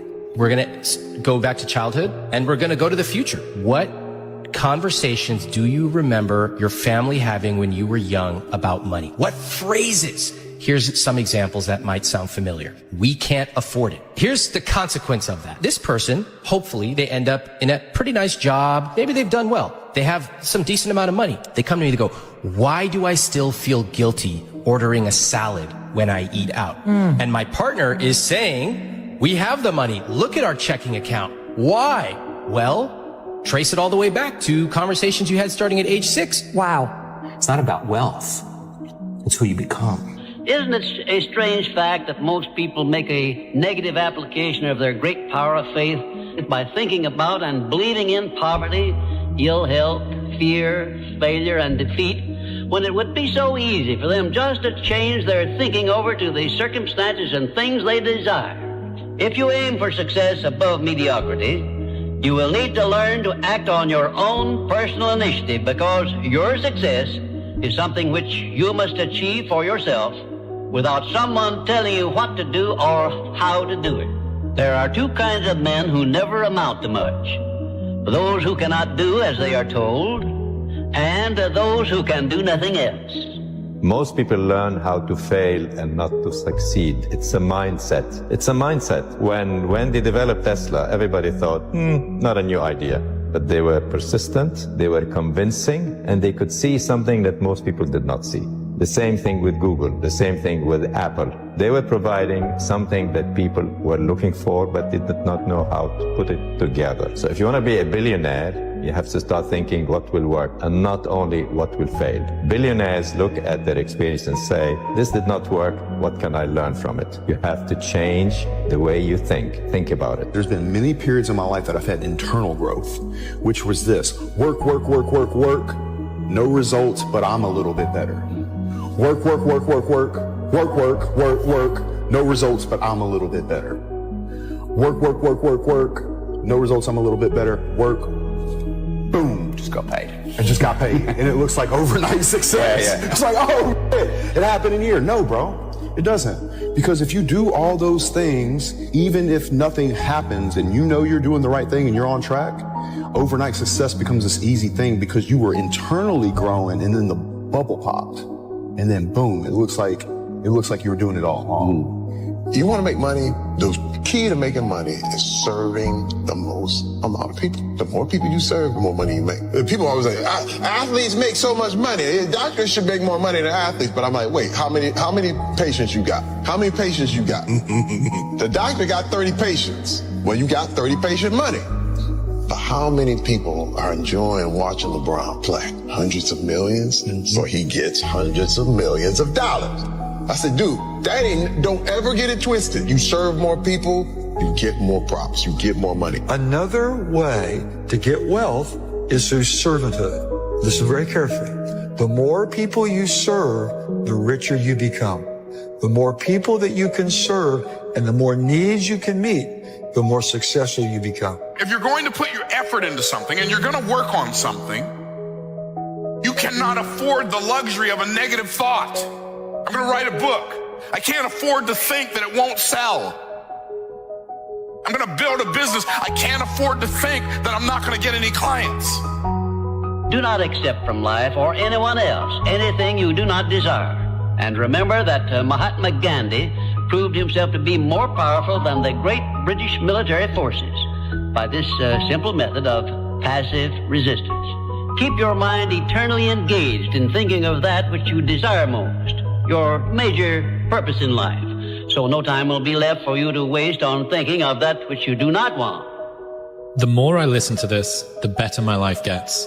If they don't have what you want, don't listen to what they say. There's no greater waste of time than justifying your actions to people who have a life you don't want. Write out this sentence and paste it in a prominent place where you work and on a mirror where you see yourself in your home. Whatever the mind can conceive and believe, the mind can achieve. Remember also that you are the only person who can provide you with a positive mental attitude. What are you going to do about it? On your answer to this question rests your entire future. Opportunities in life are like trains. There's always another one coming. There's not like this is the last opportunity that will ever present itself to you in this lifetime. No, there are an abundance of opportunities, tons of opportunities. There's huge amounts. And if you don't take advantage of this because of various conditions and circumstances that you can't, there'll be another one down the road. This is the confidence or knowing this, that you can and will have tons of opportunities in this lifetime. You can't take advantage of every single one. Take advantage of the ones you want. Oh, it's so easy to bank money. You know this. Online, anybody can go out and make 10 grand a month. Literally. I was talking with a guy in Singapore, probably worth a couple $1 billion. I was having a conversation with him, and he's like, you know what the biggest issue is between the elite and people that make no money? I'm like, what? Financial literacy. He said most people are financially illiterate, and it's a language. And what do you mean it's a language? It's like, yes, finance is the language of the elite. Self-education will never betray you. Self-education will never betray you. You have to sit down. You don't like to read books. Nobody gives a the marketplace doesn't care. In order for us to change a belief or perception about ourselves and our lives, we have to make a decision with such firm intention that the amplitude of that decision carries a level of energy that's greater than the hardwired programs in your brain and the emotional conditioning in your body. And your body literally has to respond to your mind. Examine your personality and examine your personal reality. Change your personality, change your personal reality. Don't make it be about abundance. Make it about becoming abundant by overcoming the person who's not abundant. There's a moment when every boy realizes no one's coming to save him. And that's when he becomes a man. And some boys never get there and stay children forever. A winner never quits, and a quitter never wins. Definiteness of purpose. By now you should know what you want most from life, and you should have a plan for getting it. Going the extra mile. This is a must if your major purpose is anything above mediocrity. Wake up every day. How bad do you want it? How bad do you want your dream? It's so much easier to forget that vision than to remember it, right? So if you're going to remember it, you got to keep it alive in your mind. How do you keep it alive in your mind? You disconnect from your environment. You close your eyes. You play music in the background. Don't be thinking about what's going to happen in your day. You already know what's going to happen. Don't think what happened yesterday. You already know that. Get in the present moment and say, who do I want to be when I open my eyes? Who do I want to be today? What would greatness look like? How would one day, one shot, one lifetime, what would an abundant person do? Don't let losers and brokies sit and say to you, oh, all our graves are the same, it doesn't matter. No, it does matter. You were not born to suffer and die without being remembered or leaving a mark on this planet. You weren't born for that. You were born to do something great and to be remembered. You were born to leave offspring, which are so fantastic, raised in your image, that you, by proxy, are discussed into eternity. Your bloodline becomes synonymous with competence and capability. That's why you were born. Don't ever let somebody tell you you can't do something. Not even me. All right? All right. You got a dream, you got to protect it. People can't do something themselves. They want to tell you you can't do it. You want something, go get it. Period.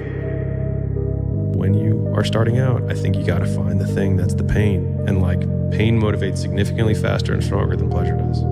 Like, people are like, no, passion's the right way. It's like, point a gun at a family member, all of a sudden, 10 out of 10 motivation. Pain. And so, like, I think people should use their pain more. What matters is, at some point, you have to identify what you want to do, and you've got to become the best in the world at that, period. And so you say in your life, well, something grips you and fills you with interest. And you think, well, should I do that?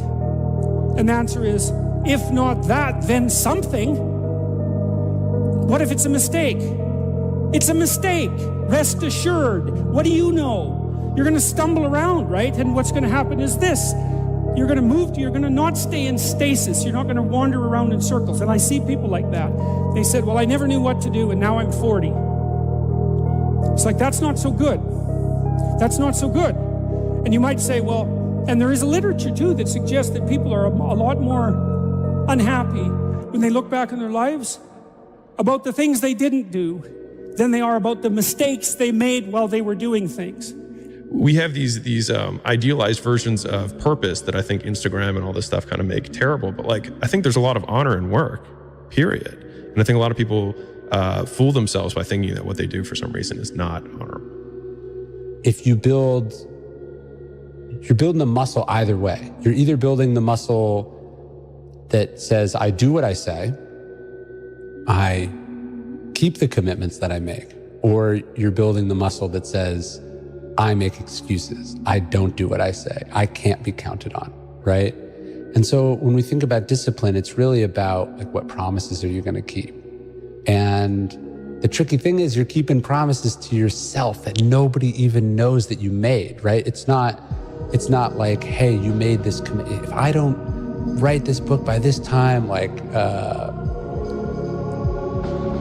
you know, I have to do this embarrassing thing, or, you know, then I'll retire. You know, they're not even, you're not really putting your ass on the line in that sense.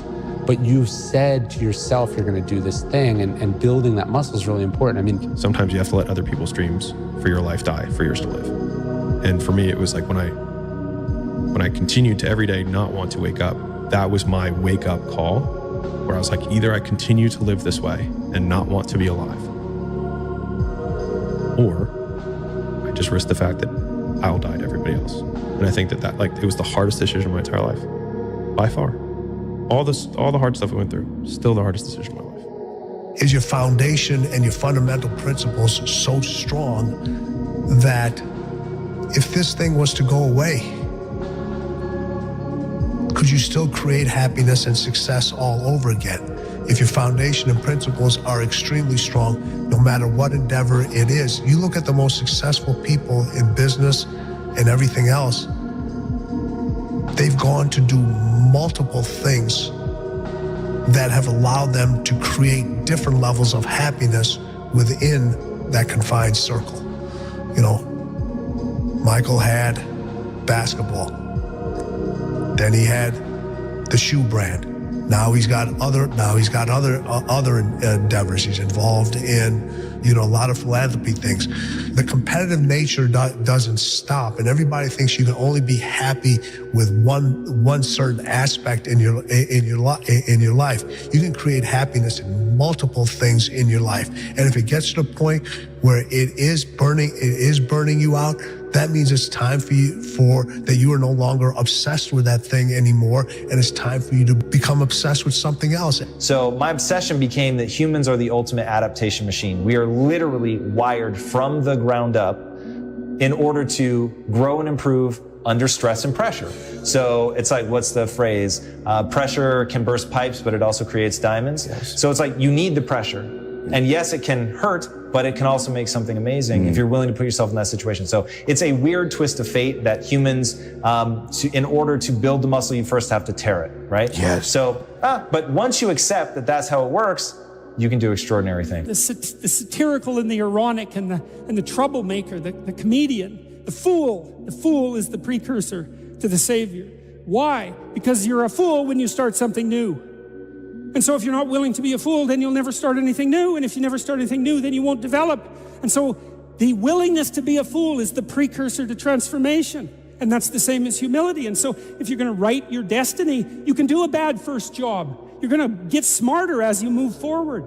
They really want what they want, and they really end up getting what they want because they have to have it. They're obsessed about it. And anytime they're obsessed about it, they start figuring out creative ways to get what they want. If it's a girl, if it's a business, if it's a position, if it's a certain success, if it's accolades, if it's a certain place they want to be, if it's a certain lifestyle they want, they're going to figure out a way to get it because they're obsessive. They have to have it. They're just wired that way.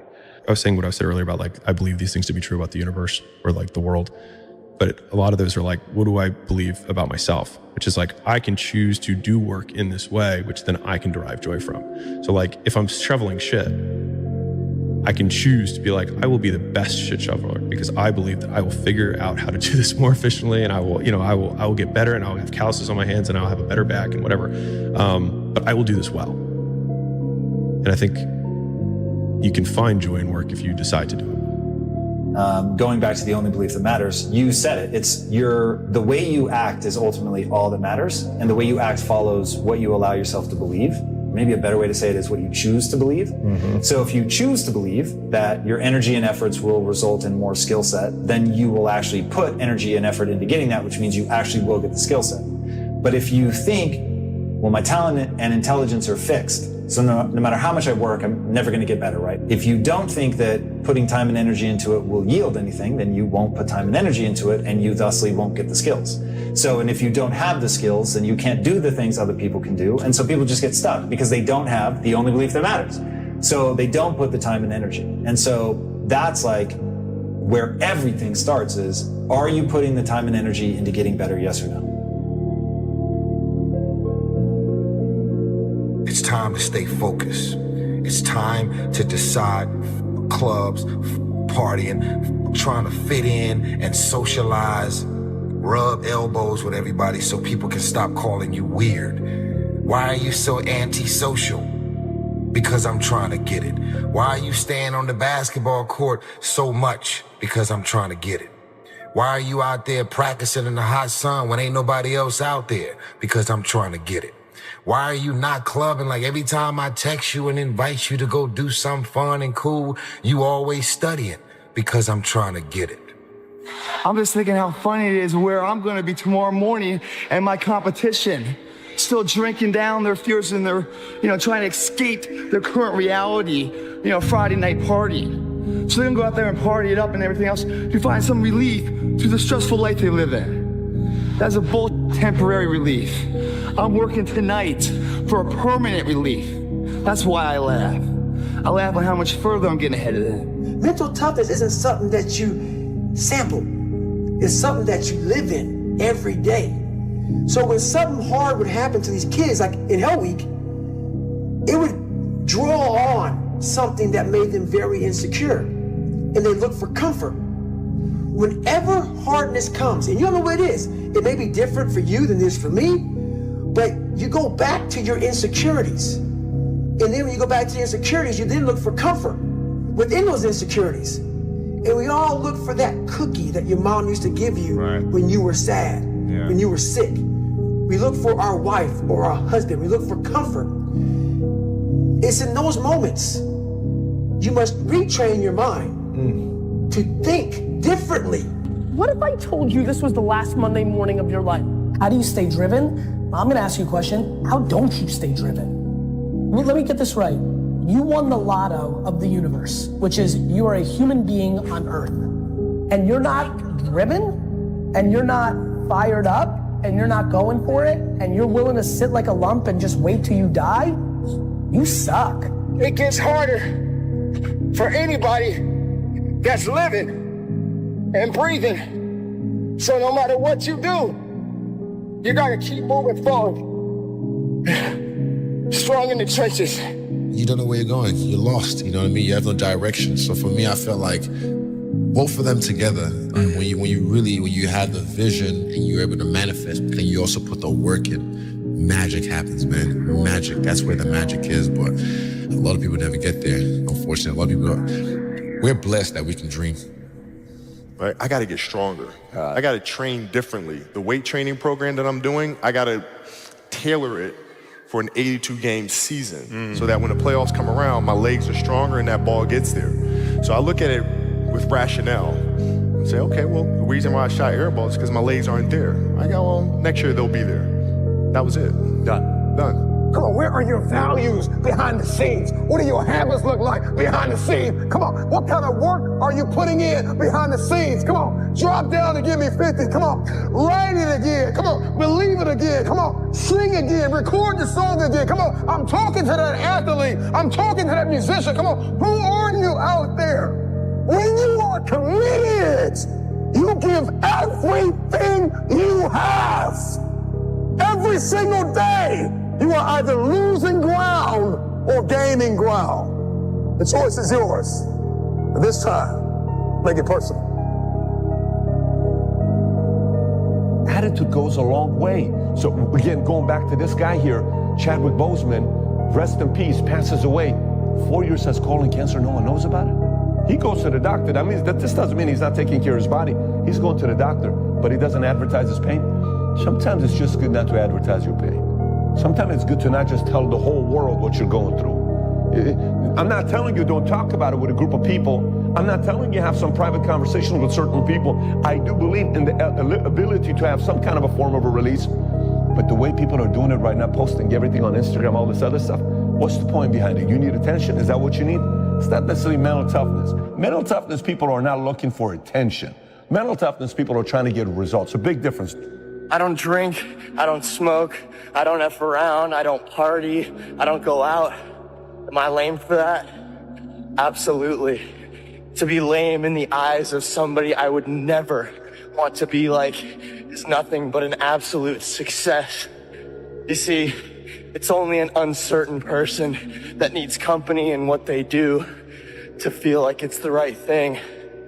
But real confidence stems from doing what's best for you, even if that means doing it alone. My biggest confidence comes from consistently pushing myself and leaving no gap between what needs to be done and what I do. On day 1962 in a row of running every morning, look who's out here with me. Not a soul. That's just fine.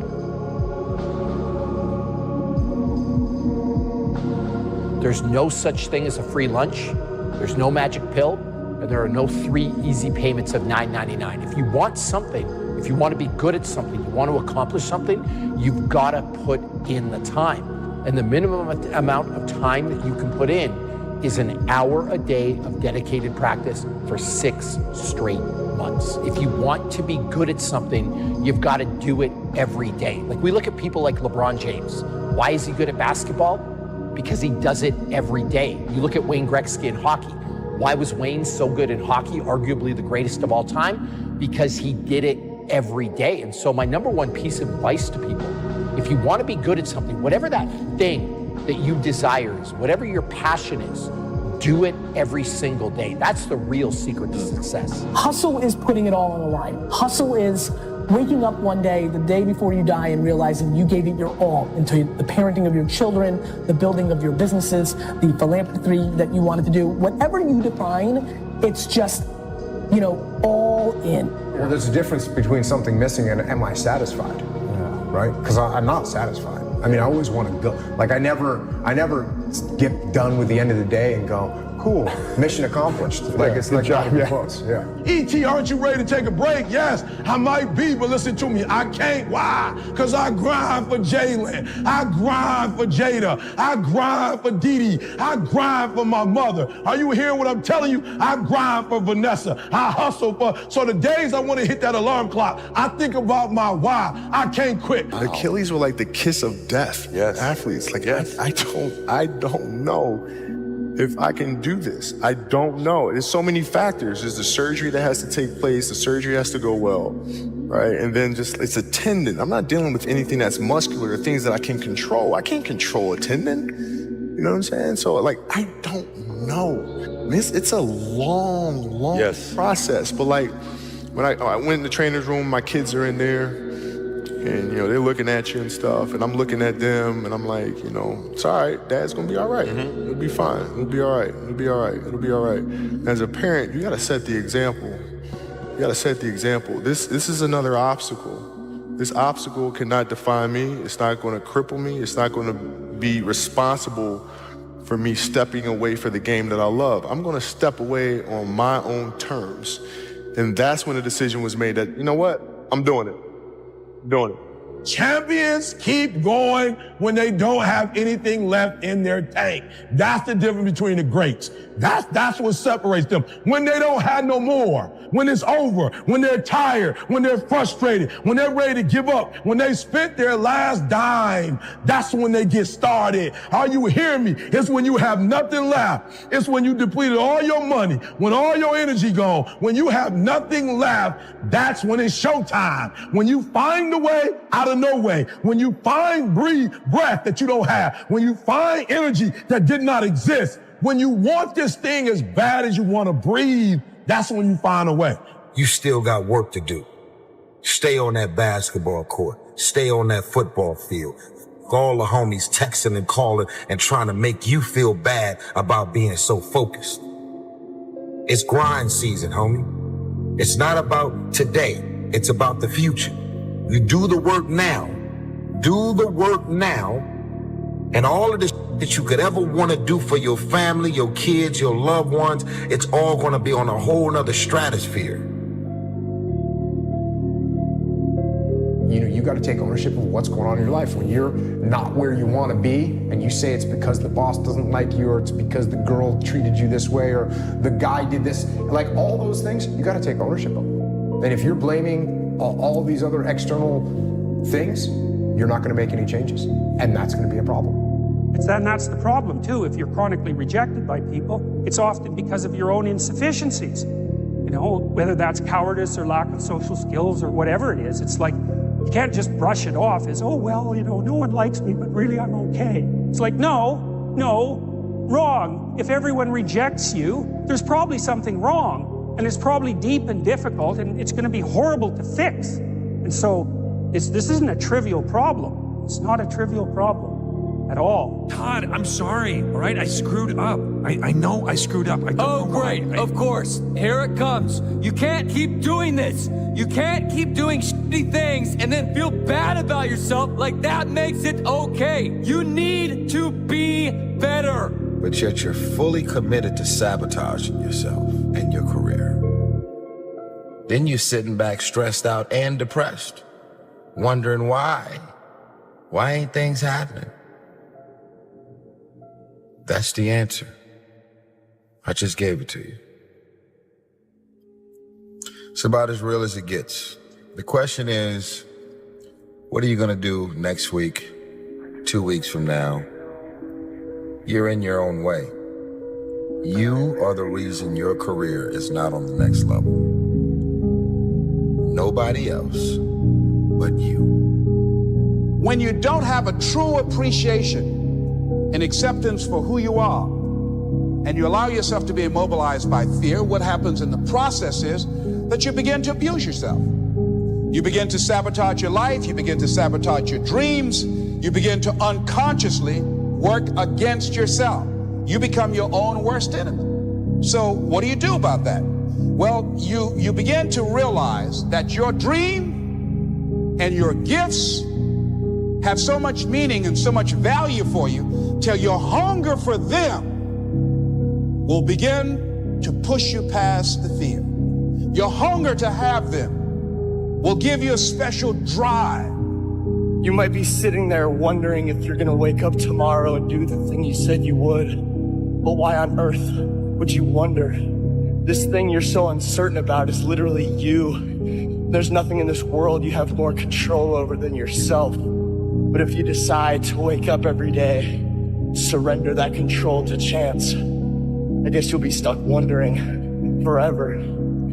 This disconnect between you and you is unnecessary, though. The pattern of hoping you fulfill the role of a better you and disobeying that desire every time is completely in your hands. It is a recipe for no self-respect. So there's some certainty within yourself that needs to be built.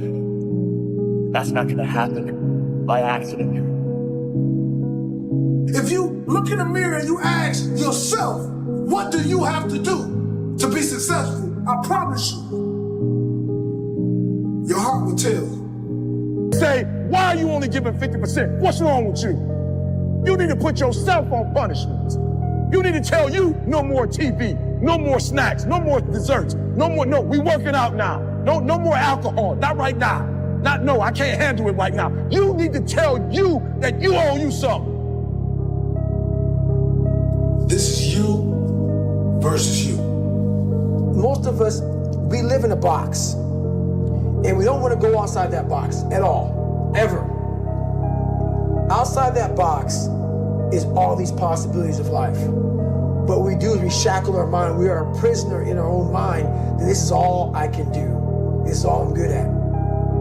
And we take away the possibilities of you could be this, you could be that, you could be all these things. And I never thought at 300 pounds I could be Nick City. Wow. So if my mind was shackled, me and you would never meet.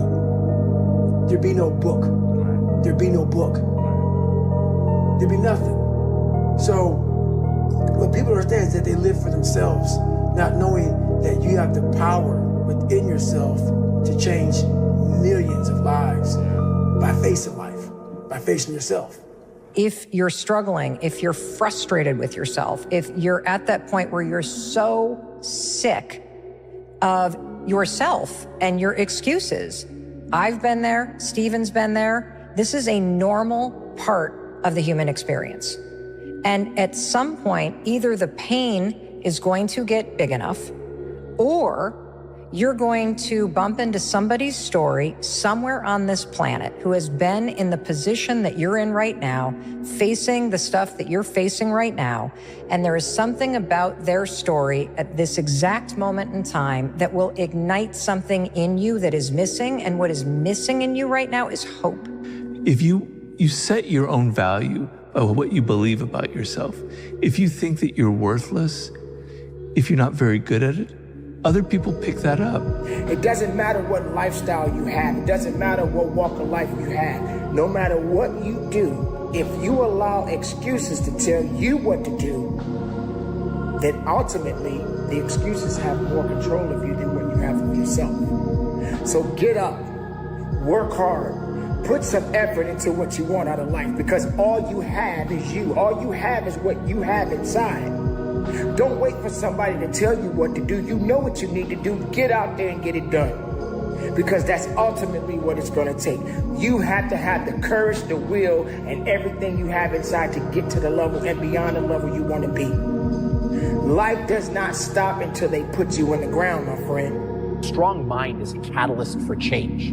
When you see the best athletes in the world either perform really well or, on the other hand, completely bomb out, it's because of that muscle that lives between the ears. It's interesting to me that the comfortable route is seen as the safest path, but the undeniable disappointment that comes from giving up the ideals of the true self doesn't seem so safe to me.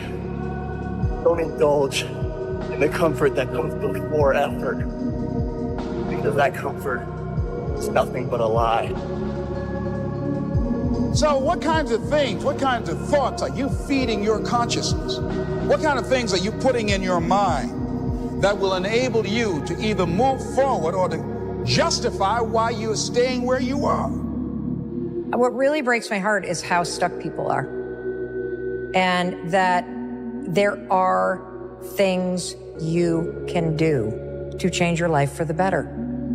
And if you don't have hope, and you don't have this breakthrough where you have, for just a millisecond, this insight where you go, well, what if things did work out? If you don't have that moment, most people stay so stuck in resignation. So it's time to come face to face with pain. Look yourself in the mirror and ask yourself, how much more can you take? Because what hurt you, what tried to cripple you and kill you only made you stronger. You have the capacity to whatever comes up, to handle it, to face it. And rather than feeling powerless, you begin to feel powerful. My content creators, my entrepreneurs, my musicians, come on, my keynote speakers, my captains of industries, my CEOs, from the captain to the cashier, there is more in you. Stay-at-home father, stay-at-home mother, lawyer, doctor, hygienist, author. I don't know who you are, where you're from, but there's more in you. You may be hurting, maybe dying on the inside, but you still got life left. Dreams without goals are just dreams, and they ultimately fuel disappointment. Goals on the road to achievement cannot be achieved without discipline and consistency. I pray that you all put your shoes way under the bed at night so that you got to get on your knees in the morning. What is the most important question for entrepreneurs that are listening to this conversation now? Based on everything that you know and have done, that will help them that I didn't ask. I think they should really ask themselves if they love what they're doing. And if they really love what they're doing, that will be the fuel that will carry them the whole way. But there are so many people who are trapped building businesses or, in jobs that don't really love what they do, who haven't found how to use their special gifts in a way that applies to the business world. And I think so much of life is trying to figure out, what is that thing that I can do that I just love? that brings out the best in me and my talents. And I think not giving up in pursuing that is just so important. Really liking what you do, whatever area that you get into, given that, even if you're the best, there's always a chance of failure. So I think it's important that you really like whatever you're doing. If you don't like it, life is too short. If you like what you're doing, you think about it even when you're not working. I mean, it's something that your mind is drawn to.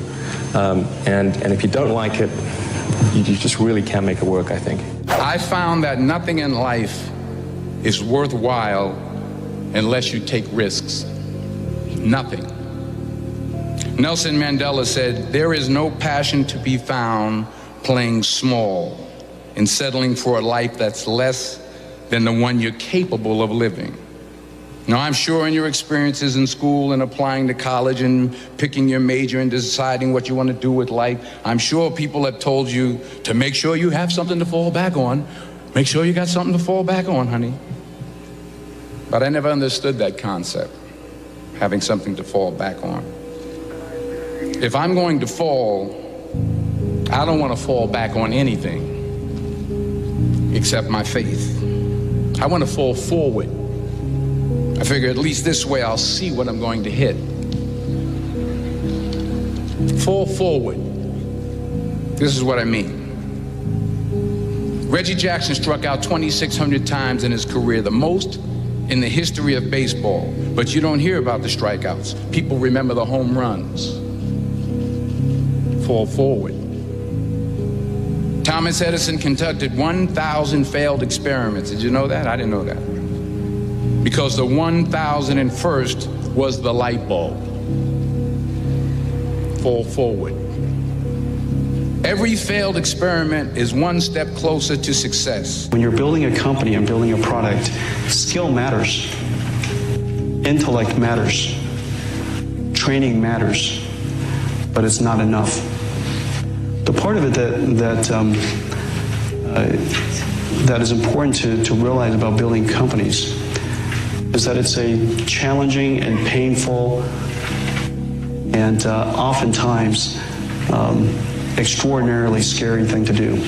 And so unless you have passion, unless you really love the process of building the company and what you're trying to do, it's going to be incredibly, incredibly challenging.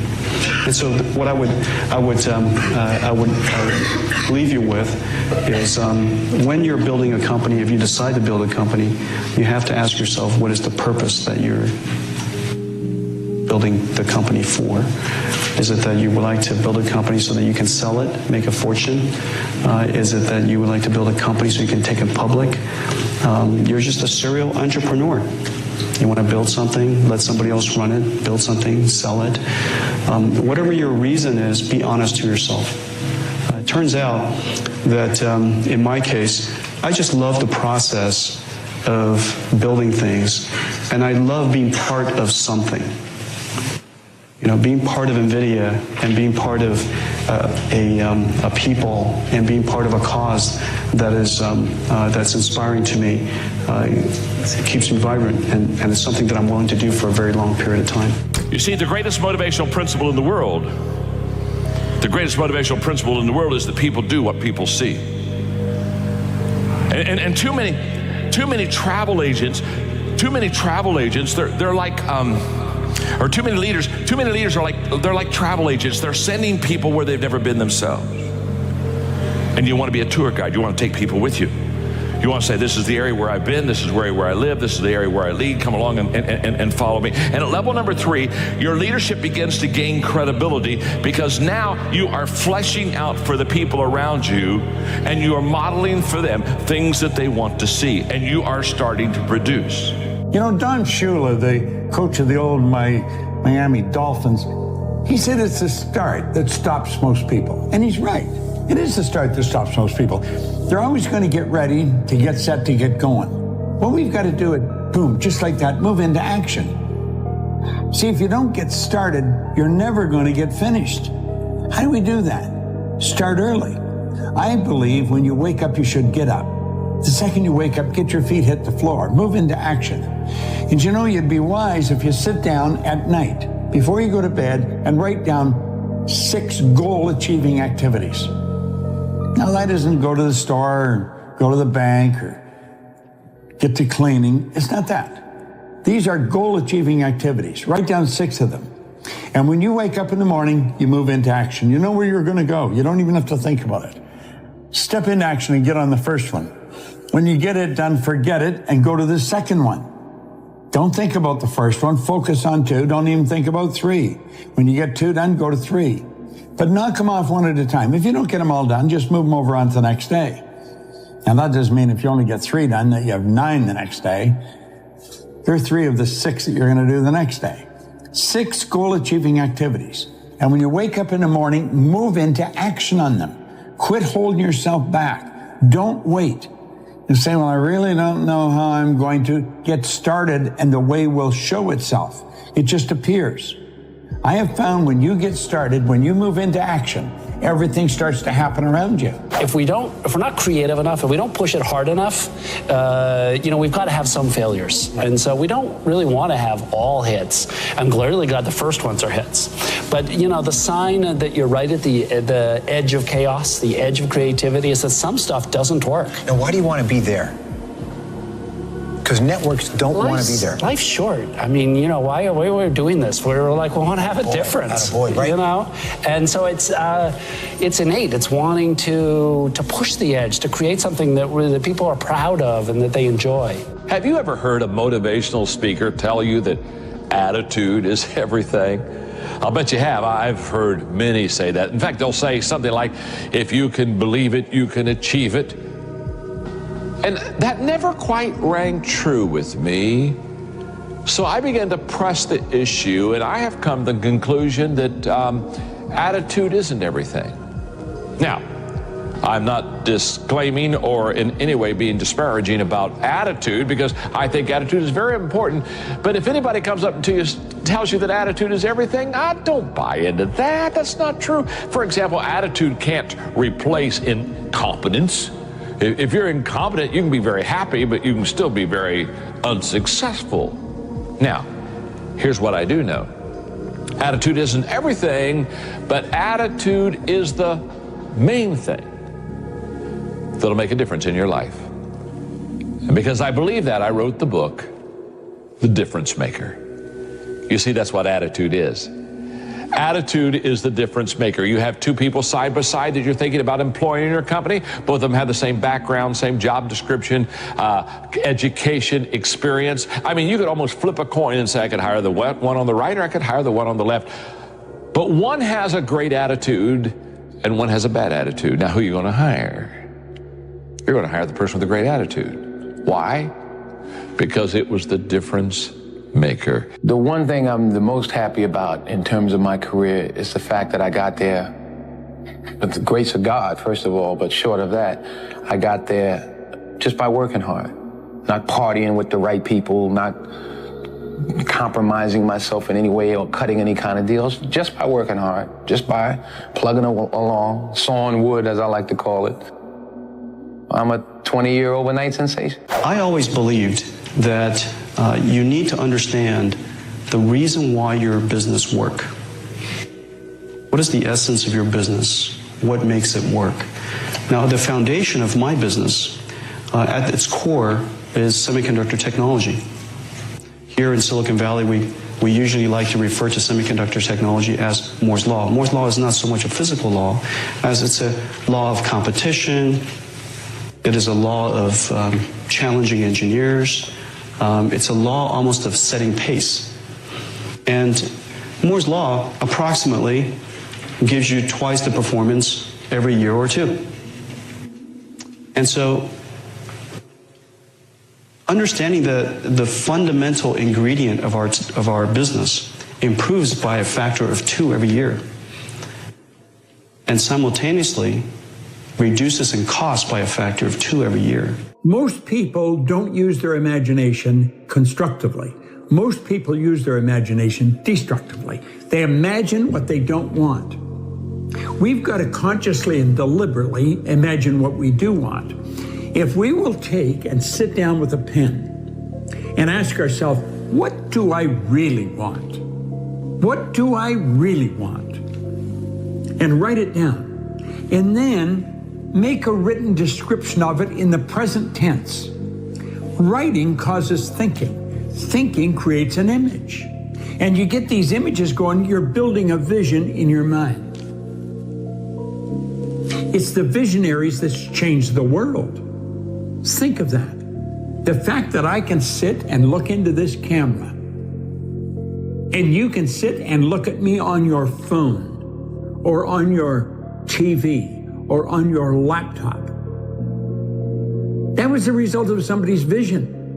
Do you know everything you've got, the clothes you wear, the house you live in, this microphone that's in front of me, it was all the result of somebody's vision. It's not an accident. You and I have a marvelous imagination, and everything starts with a vision.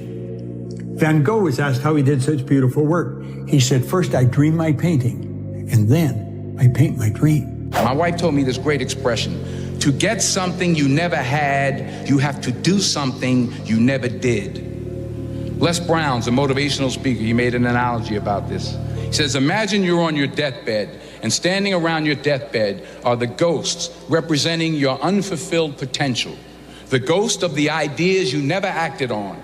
The ghost of the talents you didn't use. And they're standing around your bed, angry, disappointed, and upset. They say, we came to you because you could have brought us to life, they say. And now we have to go to the grave together. So I ask you today, how many ghosts are going to be around your bed when your time comes? You have to be authentic. I mean, you've got no hope if you try to pretend to be Reed Hastings or Mark Zuckerberg or Bill Gates or whoever you want to think your CEOs are that you've met. You know, that is crazy. And you got to really get comfortable with yourself, your strengths and weaknesses. People are inspired by authenticity, and I'm just surprised how many people feel like they're acting or try to act. And you may be a really quiet person, and that's fine. But if you have that fierce will, that desire for the institution, the company to be great, and your own role in that is secondary, and you authentically express that in whatever ways you do, then you'll be greatly accepted.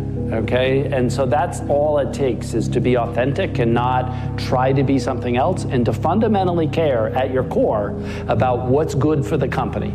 And if everybody knows and you act in the notion of what's good, as best as your judgment can tell, what's good for the company, they will see that, and people will follow you, and they won't be cynical. It's when you hide things, it's when you pretend. Going against the tide is great if it works. Now, it doesn't always work, and you really have to be smart to go against the tide, because you're going against a lot of smart people. But when you get it right, you'll end up better, whether it's Microsoft or Google. I mean, so many people that have really hit big have gone against the tide. But you have to have great confidence in yourself. You have to be the right person. There are very few people that can pull it off, but when you pull it off, it's great. Same thing in real estate. You go against the tide. People are selling, you're buying, the tide changes. You don't pay a lot of attention to reviews and those kind of things? Well, you know, you're always affected by opinion, but the more opinions there are of you, of me, the less I look at them, because I just can't live my life based upon what other people think about me. So I can't concern myself too much with what other people think. You know, it's just not healthy. I don't think I could continue to do what I do if I was constantly worrying about what somebody thought about it. What is something that you believe today that 40-year-old Jensen would have pushed back on and said, no, I disagree? There's plenty of time. Yeah, there's plenty of time. If you prioritize yourself properly, and you make sure that you don't let Outlook be the controller of your time, there's plenty of time. Plenty of time in the day, plenty of time to achieve things, Yeah, like to do anything. Just don't do everything. Prioritize your life. Make sacrifices. Don't let Outlook control what you do every day. Notice I was late to our meeting, and the reason for that, by the time I looked up, oh my gosh, you know, Ben and Dave are waiting, you know, it's already. We got time. Yeah, exactly. That's didn't stop this from being a great chat. No, but you have to prioritize your time really carefully, and don't let Outlook that determine that? I have in my travels occasionally met promising young people who insist they are not going to ask for help along the way. They want to figure it out themselves. Mine was the opposite approach. It is hard enough out there. Get all the help you can. Getting help really is just a part of a lifelong search for wisdom. I know you've brought up Bobby a couple of times, and considering that Samir and I have worked closely together for 13 years, I'm curious, what is it about your relationship with Bobby that has allowed you guys to work well, to work efficiently, to get through problems together after all these years? What a great, sometimes you just click with people, and that really happened for me and Bobby. I think we both have very different perspectives. We had different strengths, but if I can get, words of wisdom from Bobby or his advice, there's almost nothing more valuable, to me. So I think the way that he thinks, his creativity, it just kind of complements mine. And I think we're able to just feed each other in terms of how we think about growing the business or evolving the product or investing in some crazy new, technology or something like that. And we just love working together. I mean, that was the big takeaway from Future Freshmen. It was like a total disaster, but we were like, man, this is so fun. This is awesome. And I think that learning that wow, okay, we found something we love doing. We love working together. That's been kind of the cornerstone of the whole thing. Most important thing is you have to, there's two sides. It's really sort of the intellectual or mental side. You have to pick a business that has a niche. You have to have a reason to succeed. You have to be something like we were doing, say, Japan can beat Germany in manufacturing of this type of a product. That was the niche, really. And then on that, you just have to have a total and complete passion, because there's going to be so many dark moments. I think the dark moments are true for any entrepreneur or any startup company. I'm sure that you talk to Steve Jobs and Apple, you'd see many, many dark moments. Ours happen to last a little longer than most of them, but you really emotionally have to be prepared for those dark moments. I think every entrepreneur I've ever spoken to would echo that. Yeah. That there are dark moments when everything's on the line. That's the life of an entrepreneur. And so you're going to be into it, you better be prepared for that. All over the world. I mean, all over Asia, China, South America, North America, Europe. And I'm always asking people, what do you really want? And I have found most people don't want to be really wealthy. What they do want is they don't want to have any financial concerns. If they want to buy a new suit, they can go and get one. If they want to take a trip, they can take the trip. If they want a new car, they can get the new car. They don't want to just run out and spend or buy. They don't want to have any financial concerns. 2, they want to wake up in the morning excited about how they're going to spend their day. And the 3rd, they want to mix with people who are upbeat and creatively productive. Those are the 3 things that people really want. So in answer to your question, if somebody's watching, what's the first thing they should do? Well, the first thing they should do is understand why we have goals. Not just to set a goal, because most people don't set goals right. They're operating with a limited level of consciousness, so they're thinking, if I could get a little more money, and if I could get him to help me and her to help me, and this happened, then I could do this. Maybe this is get a new car. What we've got to understand is we're trading our life for our goals. Literally trading our life. Would you trade your life for a car or a house? I don't think so. Usually in companies, there's a notion of a hierarchy, a set of objectives, a quarterly plan, and so forth. We had none of that. Our theory was that the leadership, in particular the bottoms-up leadership, really should be empowered by what we were doing, and we'd see how far they get. We didn't have an 18-month strategy. We just kept iterating. So what I learned from this is that fast iteration is the key. The most important thing to do is every week, a new product, a new idea, just keep pushing. You'd be amazed how much progress you make in 3 months or 6 months. You have to have a vision. This vision has to be based on understanding about the dynamics of the market globally. And then you have to pursue this vision, no matter what. You have to build motivation inside your company. This is easy because you're saying, okay, we want to be leader in a technology that is meaningful for the consumer. And all the Nissan people, all the Renault people are buying into it. Then we need to come to the consumer and tell him, tell the consumer, that's a great product which is affordable, and on top of this, it's going to allow you to drive without the guilt of the melting of the icebergs and the change of the seasons and the temperature, etc. I think it's going to be very powerful. But again, before it starts, there is always a doubt. And now we are in the period of time where a lot of people are throwing at you a lot of stones by saying that's not going to work. And then you have a lot of comments from competitors saying, you're too much bullish, it's not going to work. Well, obviously, what do you want competitors to say? He's in the right direction? I'll say, okay, he's in the right direction. And what is your car? Well, I have no electric car. So what's the situation? In areas of choice, you need to work on your weaknesses. For example, let's say I'm lazy. That's an area of choice. I'm not naturally lazy, I'm just lazy. It's a choice.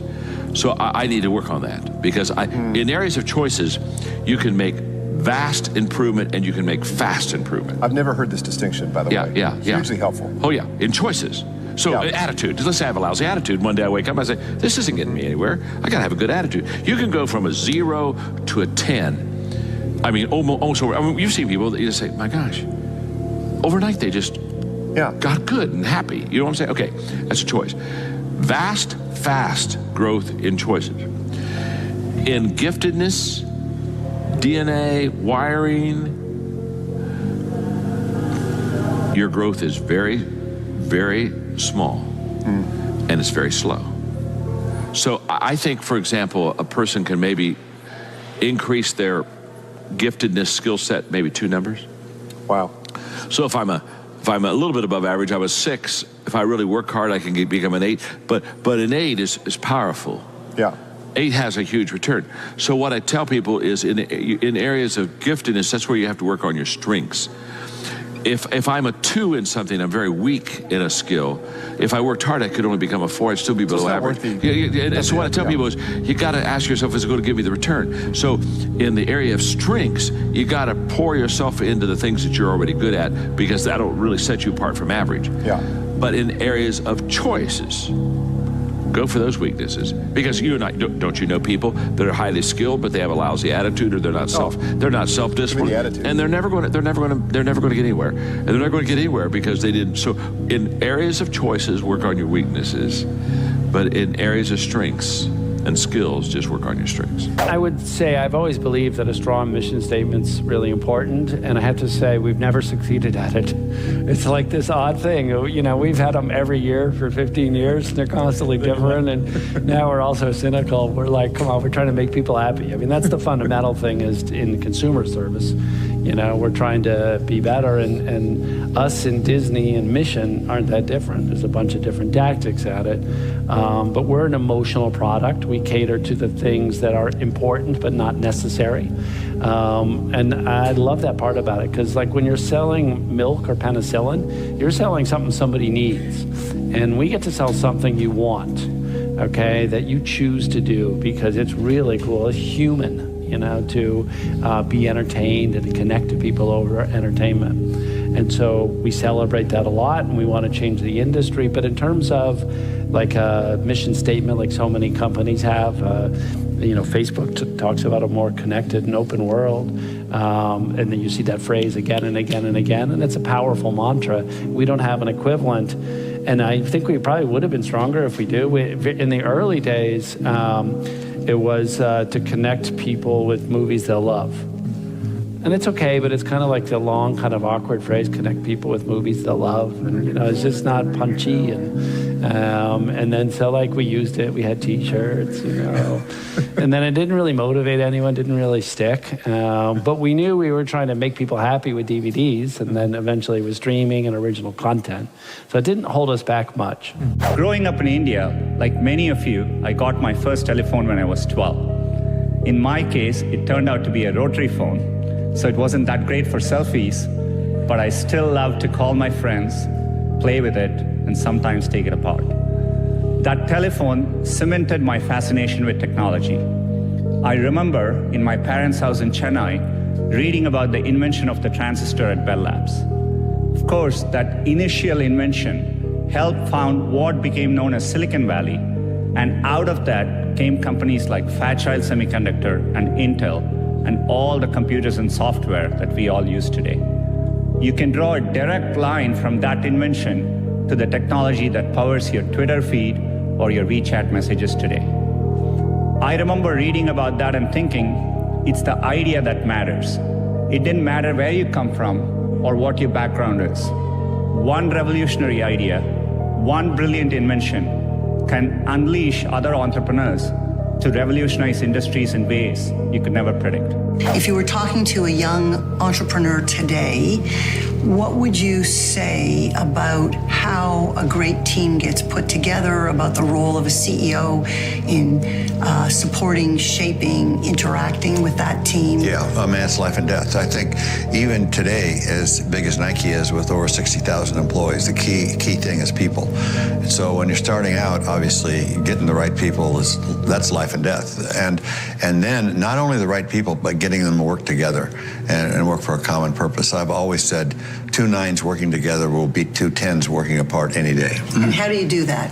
Well, pick the right people is number one, and then giving them the environment and maybe a little bit of leadership that allows them to keep doing that. And the environment for good, for the ability to get different people to work together. I'm looking for sort of how you would articulate what is that thing you put in the environment? Well, now you're getting into management, and there's all kinds of different management styles that and you have to kind of recognize that each person is an individual. So there's, but I always liked Sparky Anderson, the manager of the Cincinnati Reds. He says, do you treat all players the same? Hell no. He says, if Johnny Bench wants a day off, he gets it off. Or a rookie wants a day off, I said, get your ass out on the field. And I think that's a good management principle by itself.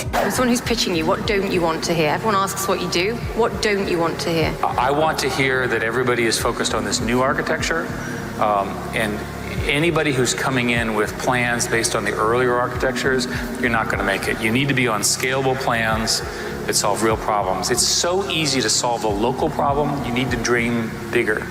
Over and over again, we hear ideas that are interesting in a local context, but they're not big enough. So dream bigger, right? As a general statement about society, we need to ask the harder questions, and we need to ask for stronger solutions. There is a global emerging consensus around issues and so forth. Together, we're very strong. So going on perhaps a decade of running simultaneously two global companies, how do you get the stamina to keep going and to stay fit, personally and mentally and physically? Well, somebody said with little discipline, you do little things. With a lot of discipline, you do a lot of things. And with total discipline, there is nothing which you cannot do.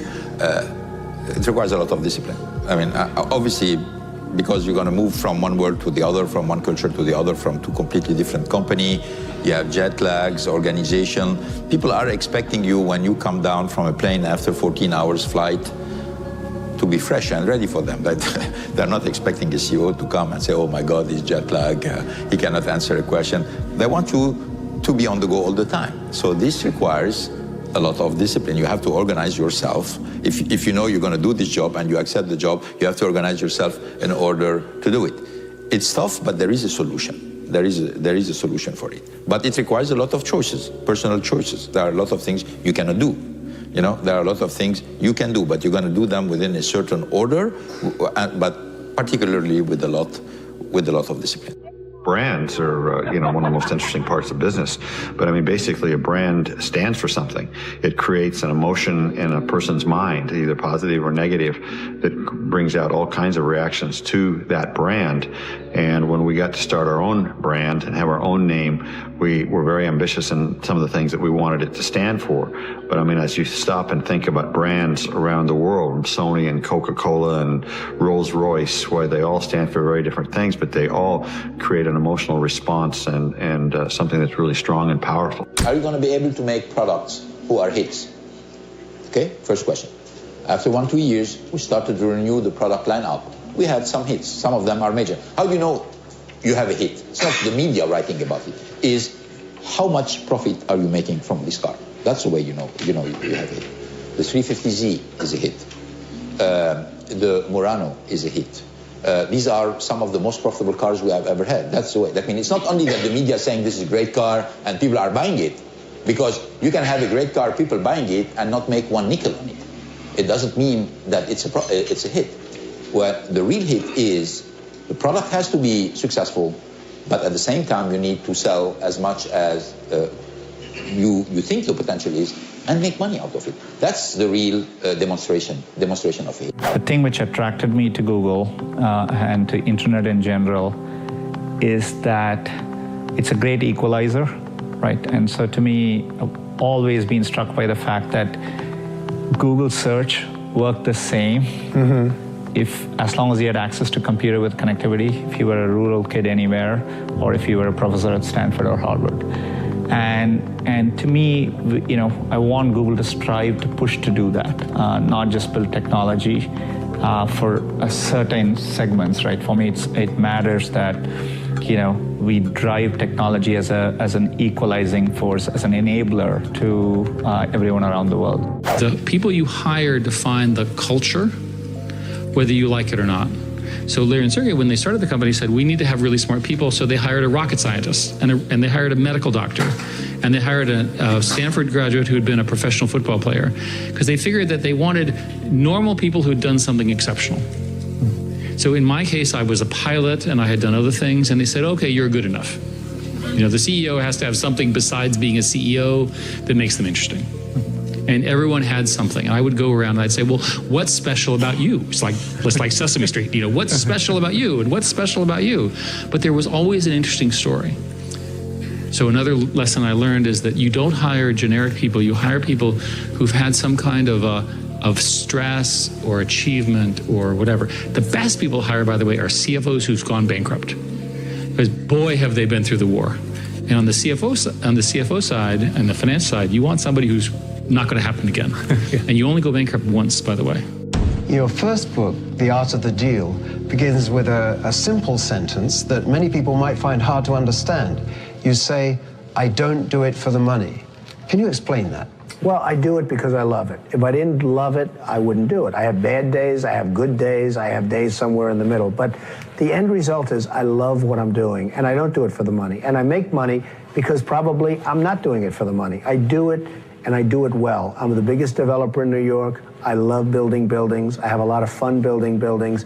The fact is, I do it for fun. I do it for game. I do it for sport. I happen to make a lot of money doing it.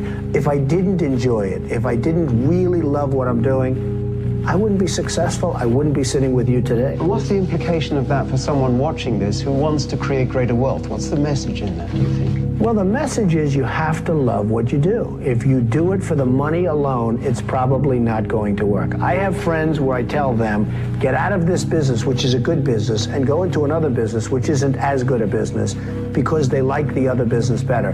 They'll do better in a less good business, so to speak, than they will in the better business because they like it. Never, ever give up.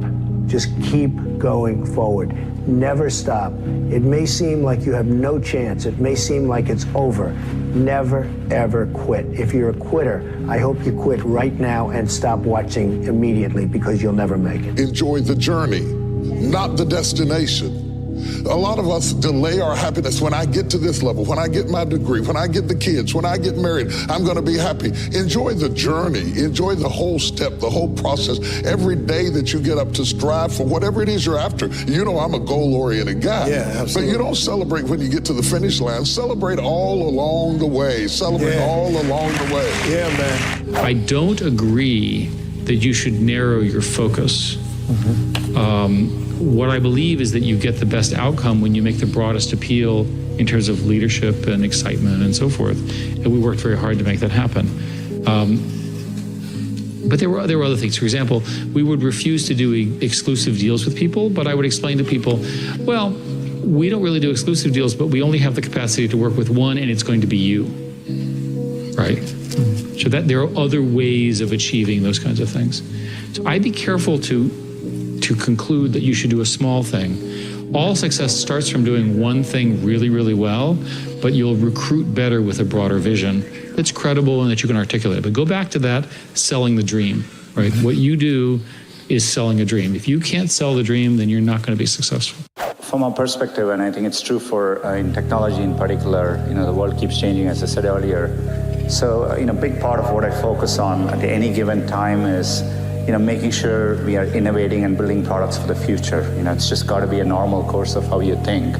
And so, we are constantly thinking about what to do next. So, Android is very popular. People are using smartphones. But, I always sit and think about what is the next version of how people use computing, right? And so we are thinking about, things like virtual reality or augmented reality. So these are all new areas, but we are constantly thinking about it. And so you have to do that on a constant basis to push forward. I think most people are confused about money. Most people don't have a healthy relationship with money. There are the people who think that money is everything, that money is the only important thing in the world and you need to chase it down and it's your duty and responsibility and obligations. Like, it's number one. The person walking into my house or my place of business, that's my next suit, that's my next payment, that's my next whatever. It's only focused on money. And there's other people who think money is the root of all evil and that money is a bad thing. Money is a tool. Money helps you get a lot of things done. Money helps you go places. Money helps you accomplish your mission. Money needs to be in your top 5. It's just not number 1. Money needs to be in your top 5. If money does not become important at some point to you, if it's not in your top 5 priorities, you'll never make money and you'll always be by yourself, struggling, trying to figure out how to make something work. But it's not number 1 either. If you put money above all else, you'll end up doing a lot of work that you hate and you never get good at it just because you're chasing opportunities. This is a big reason why so many entrepreneurs fail. You're just chasing the hottest thing for this year that you don't have a passion or interest in, and then you lose because the people who love that destroy you. When I first started doing this, helping entrepreneurs, I never thought I was going to make money. My first speaking gig, my first option to help people, was in Canada in my hometown of Toronto, was at a YMCA. It was a free event. They had an entrepreneurship program. They asked me to come and speak to their members. It was free. I wasn't getting paid to do it, just wanted to help out. I just sold my business. I wanted to give back. I was saying yes to everything. I actually didn't even know what I wanted to do next. And so I show up, and it's this big room full of chairs, and only 3 people show up to that first event. Only 3 people. And other people to do. You're lucky in life when you find it, and you can't guarantee you're going to find it in your first job out. But I always tell college students that come on, I say, take the job that you would take if you were in. Happier if you've got 2X instead of X. You're probably making a mistake. I mean, you ought to find something you like that works with that, and you'll get in trouble if you think that making 10X or 20X is the answer to everything in life, because then you will do things like borrow money when you shouldn't, or maybe cut corners on things that your employer wants you to cut corners on. Or it just doesn't make integrity, intelligence, and energy. And he said if the person didn't have the first 2, that the latter 2 would kill them. Because if they don't have integrity, you want them dumb and lazy. You don't want them smart and energetic. It never bothered me if people disagreed with what I thought, as long as I felt I knew the facts. I mean, there's a whole bunch of things I don't know a thing about. I just stay away from those. So I stay within what I call my circle of competence. Tom Watson said it best. He said, and I just don't have a problem if somebody says, you're wrong on something. I go back and look at the facts and a few points of IQ or having an extra course or 2 in school or anything of the sort. You need emotional stability. My dad is a 100% default cynic. My mom is a 100, both of their eyes. And so I understand. So I'm to be honest, I'm grateful that I skew more towards optimism. It's what entrepreneur does unless you're delusional and optimistic, right? But I was so grateful that I got into my dad's sphere of cynicism, right? Because what it did was it allowed me amazing. I think I'm crazy practical. It's why for 25 years I've built businesses, never borrowed money, never lost money. Like, I'm always practical. So, and I think that's a kissing cousin sometimes to cynicism. And I think, I have a friend who's like, I'm cynical. I'm like, you're practical. You got a little hint of cynicism. And I think, I'm optimistic, but I'm not delusional. Depending on how well you want to do, and particularly if you're starting a company, you need to work super hard. Starting our first company, instead of getting an apartment, we just rented a small office and we slept on the couch. And we showered at the YMCA. Everybody else is working 50 hours and you're working 100. You'll get twice as much done in the course of a year as the other company. We are not a company that normally China call it. We call ourselves a company running a platform, a company that is running an ecosystem. We are almost everywhere. People say, Jack, you are in the B2B and B2C and you're calling C2B. Not because we're greedy, not because we want to do it, because we have to do it. If we do not do it, China e-commerce in the years will collapse. I remember 9 years ago when I started at Alipay, people say, Jack, don't touch the financing sector because it's illegal, you may be in prison. And we taught ourselves if we don't do it, the China e-commerce will always like a chat room. Everybody say, it's a good thing and I don't pay, you don't get the things. So I say, well, put me in the prison. Let's make sure that Alipay, the payment solution works. And people say the payment solution is such a stupid idea. It's an escrow service. I pay you, hold the money, and you get the things. You pay the money. If you don't get the things you want, return the money. They say it's a stupid product. And I say, as long as... Helpful is fatalism to some degree. If you just accept the probabilities, then that diminishes fear. And I just accepted that actually probably I would just lose everything. But that maybe would make some progress if we baton and keep moving it forward, so that would still do some good. Same with Tesla. I thought the odds of a car company succeeding were extremely low. In the future, you will not make money by the service you offer, how good service you do. It's going to be how efficient you are. And Alibaba, we control our headcounts by efficiency we have. We only have 24,000 people. I tell you a story. To do that, before you have those obligations, so I would encourage you to take risks now. Do something bold. You won't regret it. If all the heroes die, who want to be the hero?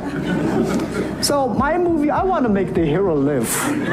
Right. So this is I think we should learn a lot, and it's only about 2 years, so we have another 8 years to go. I want to make our company that it's not e-commerce. It's something that giving people inspiration out of the catching whales. People make money by catching shrimps. So we serve small business. Fair enough. What would you say are the top 3 ways, the best ways to multiply money then? Get rid of it. You got to get rid of it. At some point, you got to quit being a saver. You got to start being an investor. Debt is money. Please understand me. In 1971, when Nixon took the dollar off the gold standard, money became debt. So the rich know how to use debt to get rich. And that's what I do. And other guys will tell you, get out of debt. You choose. Try to do what everybody else is doing. So if you do what everybody else is doing, it's going to be a lot more challenging. We want our shareholders to walk in the shoes, our directors to walk in the shoes of shareholders. We want them to care a lot about the business, and we want to be smart enough so that they know enough about business that they know what they should get involved in and what they shouldn't get involved in. Fastest way to get to where you want to be, find someone that's already there and ask them for help. You would be amazed how many older, successful people want to help. If you're not always learning, to this minute, if I'm not continuously learning, if I'm not just absorbing as much as I can absorb, someone else is going to kick me. It's better to start earlier on in life. The earlier you figure it out, the better off you are. But it can happen later in life. You're not going to get $823,000 a year at a job. There's no job that's going to hire you and pay you $823 without you having to go back to college and spend time and invest money. And what's happening for most people today is, they follow that age-old mantra, go to school. What do you learn about money in school? Nothing. Get a job. Well, jobs are disappearing. Not only that, is that with artificial intelligence and G5 coming, more jobs are going to get wiped out. Plus, with driverless cars, more jobs are getting wiped out. So why would you go to school to get a job and then work hard for money, but pay taxes? What are you doing on your phone all day? There's probably something within there that's $1 billion opportunity. The crazy part about business, you only need one hit. That's it. Zuckerberg, Warren Buffett, all these people really just did one thing. with. I've worked directly for Zuckerberg, Dustin Moskovitz, Matt Kohler. These are all billionaires. Sean Parker, been around Peter Thiel a little bit. I think the two biggest kind of surprises, 2 or 3 of them, one, they didn't set out to become a billionaire. They just really cared about a problem. Now, the second part of that, most of them didn't get to become a billionaire or super rich for 20 years. And recognizing that and being like, okay, cool. If I can be patient and focus on longevity, I can become a millionaire, multimillionaire, maybe billionaire or beyond. Things that's common, especially for employees, is thinking that they can't escape being an employee. You know, it does take time, patience, and belief, dream, fantasy. And through that you can create the reality. I've done a lot of things, man. I've been swinging for a long time, and that's something that's available to everyone. And I do think that's missed out on, that there's a lot of ordinary people being rich and being successful, and people think it's an exclusive club. And that's just not true. I tried 24 different businesses to finally get to AppSumo, to finally eventually get rich. Think about in your own life and your own businesses, like what is the thing you're looking forward to and excited about? And it could even be small. Like one of my phrases I like is put it on the calendar. What's on the calendar? What are you looking forward to? Well, what you're excited about. And then the reality is that you can actually get going towards that dream sooner than you realize. Everyone should be an entrepreneur, everyone, because if you get fired today, what's your backup plan? Go on Indeed.com and pray. Like having an entrepreneurship where you can have your own business, and if you start it right now, not how, you just get started. And that a lot of what we cover that is exactly $1 million weekend. You could do it in a weekend, which everyone has. They can change their life in 48 hours. You have the option. And a lot of people, let's take AppSumo.com. We have a lot of people who have very successful side businesses and they're happy with their day jobs, and that's great. But I think people don't swing enough. They don't even get started swinging, and that's, you know, they're not ready on the sidelines. And there's never a good time. The best time is right now. It's not yesterday because that passed. It's not tomorrow because you don't know. It's right now. There's 3,100 billionaires on the planet, which is not that many.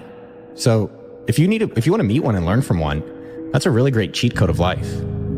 And they're accessible. And so taking a step back around interviewing billionaires on our YouTube channel, and then myself running almost $100 million a year business at AppSumo.com, it's the power of asking is the most powerful thing that no one is really improving on or really getting started on. And that's available. There's no exclusivity on it. The upside of asking is unlimited, and the downside is a moment of discomfort.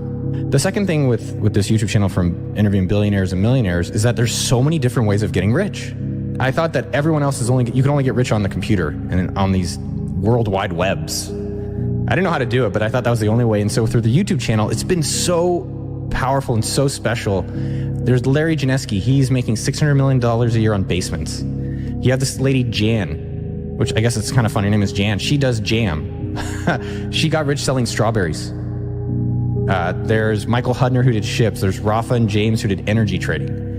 Right? There's such a phenomenal variety of people that are getting rich outside of just computers. And I think that's so exciting to think about, hey, what is the area that I really like? Is it cooking? Is it doing landscaping? Is it computers? And the ability in that to create a lifestyle and a lot of money around areas that we're interested in. You hear all these, like, I'd say fake entrepreneurs or fake coaches. They don't actually have any real businesses. They're like, you got to 10x today, and you got to 5x. If you're not 5x, then you're failing. And I was like, I've done that, but it's also interesting. What if our goals now for AppSumo.com is to grow 10% next year, and it's been that for quite a lot of time. And the reality is when you set less ambitious goals for yourself, you can stick with them for longer because you're not burnt out, you're not tired, you can sustain. And then by having less ambitious goals, you also have creative freedom because you're not stressed about hitting a target. And that gives you the ability to create 10x opportunities because you're like, okay, cool, I'm not worried about making money in that, but I can go do things that potentially, be moonshots and really drive the company for the future. There's a lot more smarter people out there than they give themselves credit for.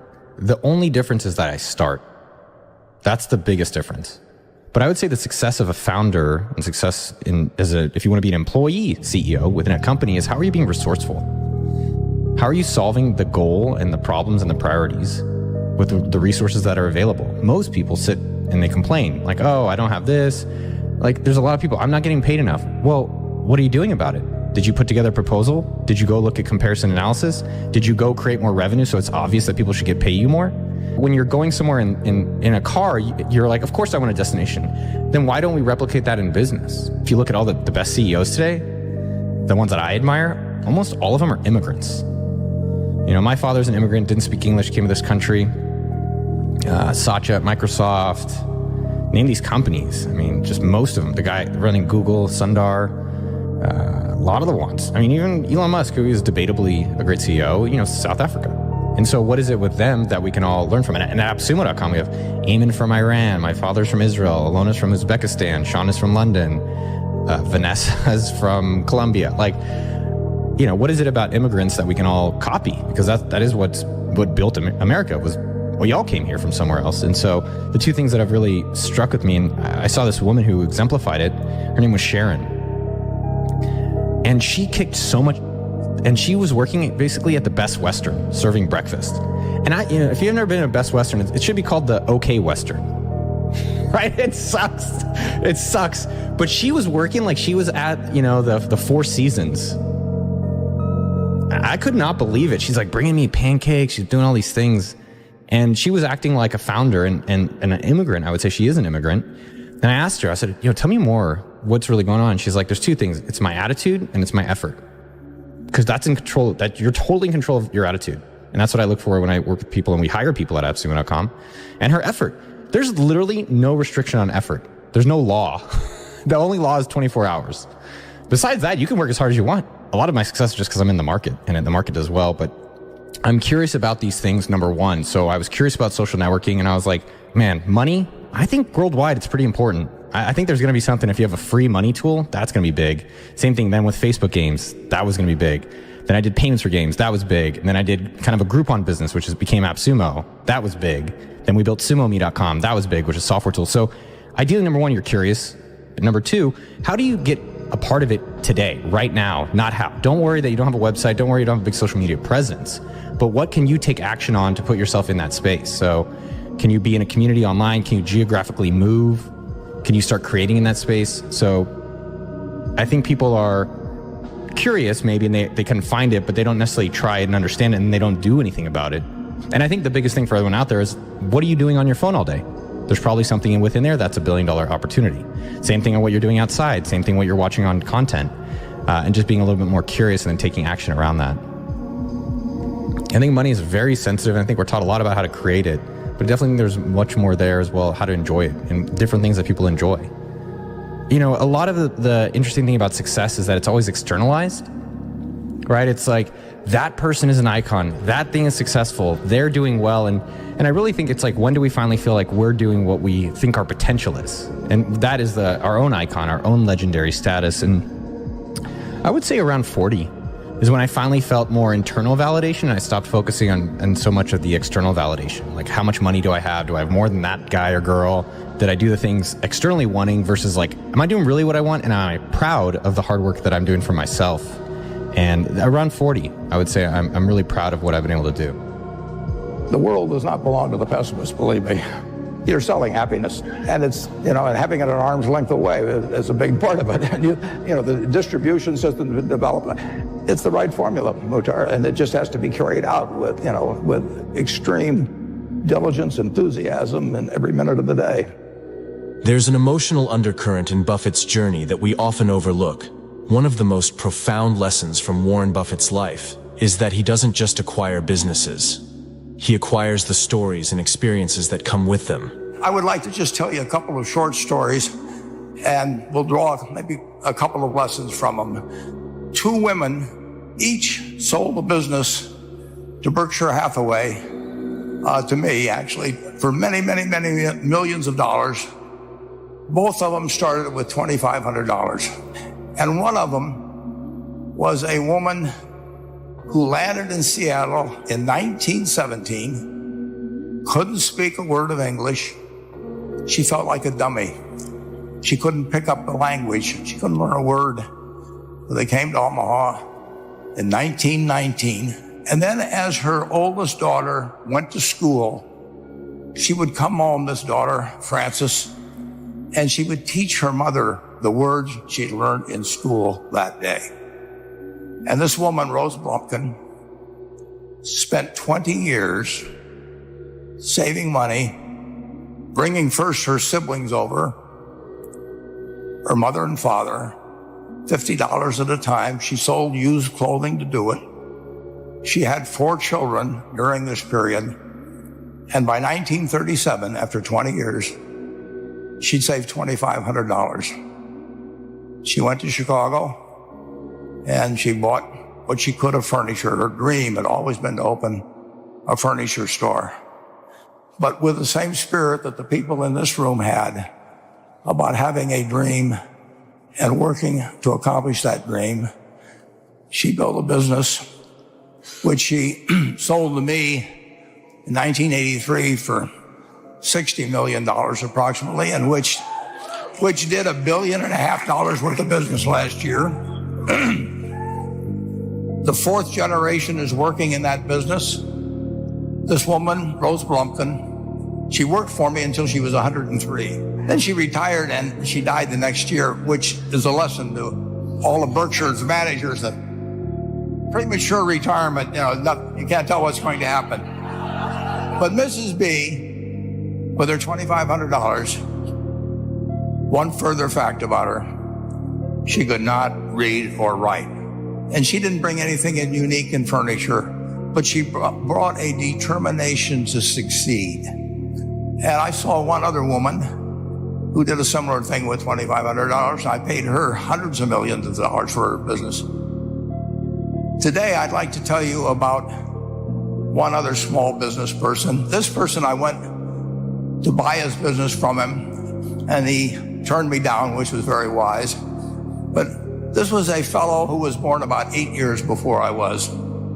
He was born in 1922. He was a pretty good athlete, didn't like school much. And I'm going to tell you one thing early in the story. Maybe you can figure out who the guy was.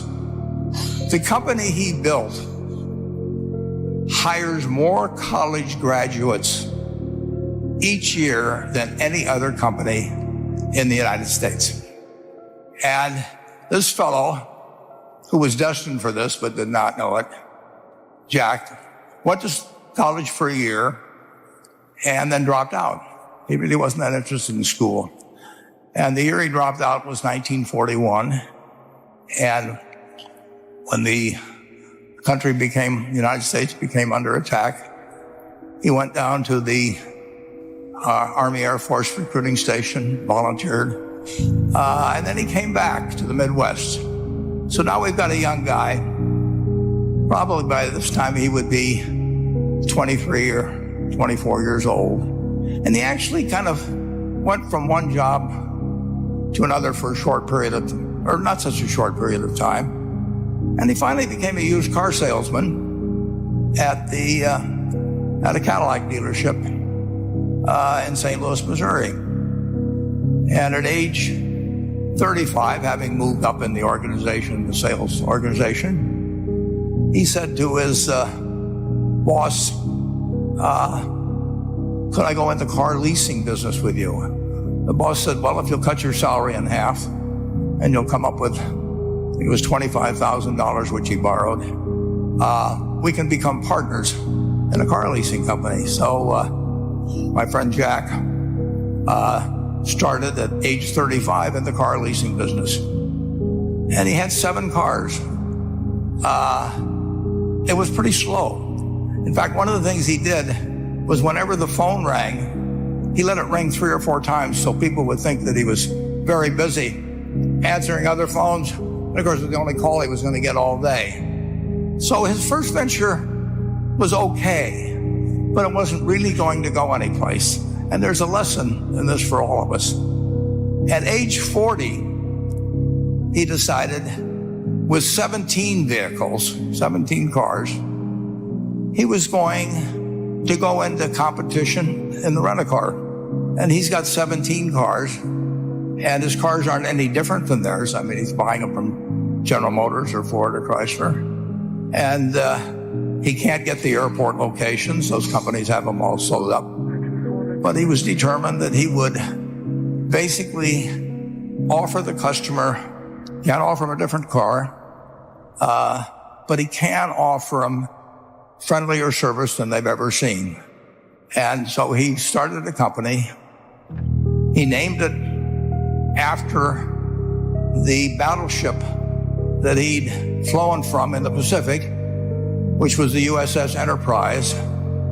And He died about a year and a half ago. But when he died, his rent-a-car company, starting with those 17 cars, was worth more than Hertz and Avis and all the rest of the rental cars put together. The man's name was Jack Taylor, and his son, Andy Taylor, is a good friend of mine, runs the business now.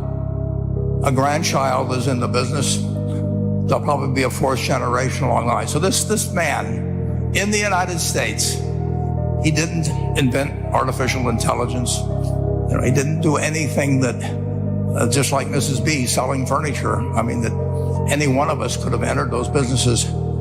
But he lived by the creed, basically, of delighting his customers and working with people and establishing the relationship with them so that they in turn would want to delight the customers. He couldn't go out there and take care of every rental car possibility, but he learned how to project himself and his attitude toward his fellow man and his desire, to make a friend out of every customer. He managed to take very ordinary cars and turn them into this extraordinary business from virtually nothing. But at the age of 40, with all of that experience behind him, he found the golden key, and he took a very ordinary business and turned it into an absolutely extraordinary operation. And just like Mrs. B, or Rose Bumpkin did with furniture. Buffett's journey isn't just about balance sheets and profit margins. It's about connecting with the human side of business. It's a lesson in understanding the emotional investment that every business owner has in their creation. In a world driven by cold calculations and cutthroat competition, Buffett's approach offers a ray of hope for every entrepreneur. It's a reminder that behind every business, there's a heart and soul that yearns to leave a mark on the world. Buffett doesn't merely acquire businesses, he becomes a part of their story. It's not just about numbers. It's about the people, the employees, the customers, and the communities that these businesses serve. The test isn't whether you get the greatest business idea in the world the first time out. The test is whether you keep learning as you go along what your strengths are and what you can do for your customers, what you can bring especially to the party. And to do that, you need the education that I know you've received through 10,000 small businesses, but you need a genuine desire day in, day out to delight the customer. For entrepreneurs and business owners, this is a powerful lesson.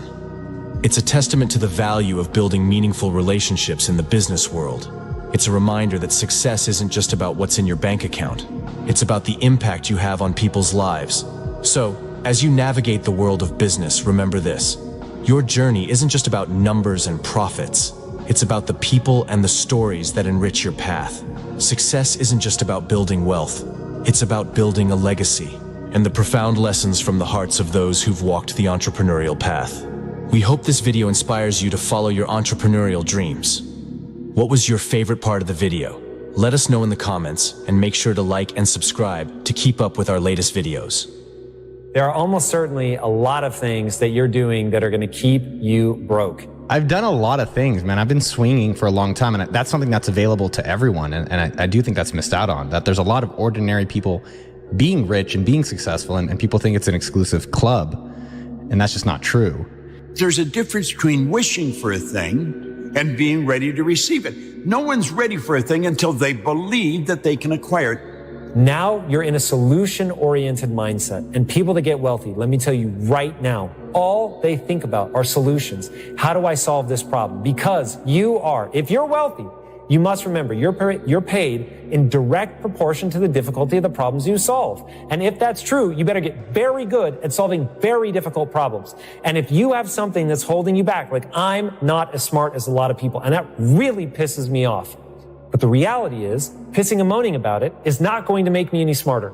All I can do is go make the most of what I have. Entrepreneurs have one thing in common.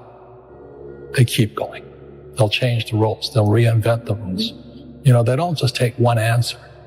So a real entrepreneur, it really makes no difference which country you're in. You know what I mean? It's just a mindset. It's F you. You mess with me, I'll find a way around it. They make no excuses. They take total responsibility for their lives. In fact, many people that fall into that category will take responsibility for things that clearly don't even have anything to do with themselves. People are spending all of their money. Death habit number 1. You're spending all of your money on liabilities and not assets. So the key is to understand what an asset is, to understand what a liability is, and to buy appropriately. An asset is something that when you buy, it's going to go up in value and not cost you money, or even pays you money. More money, obviously, than it costs you.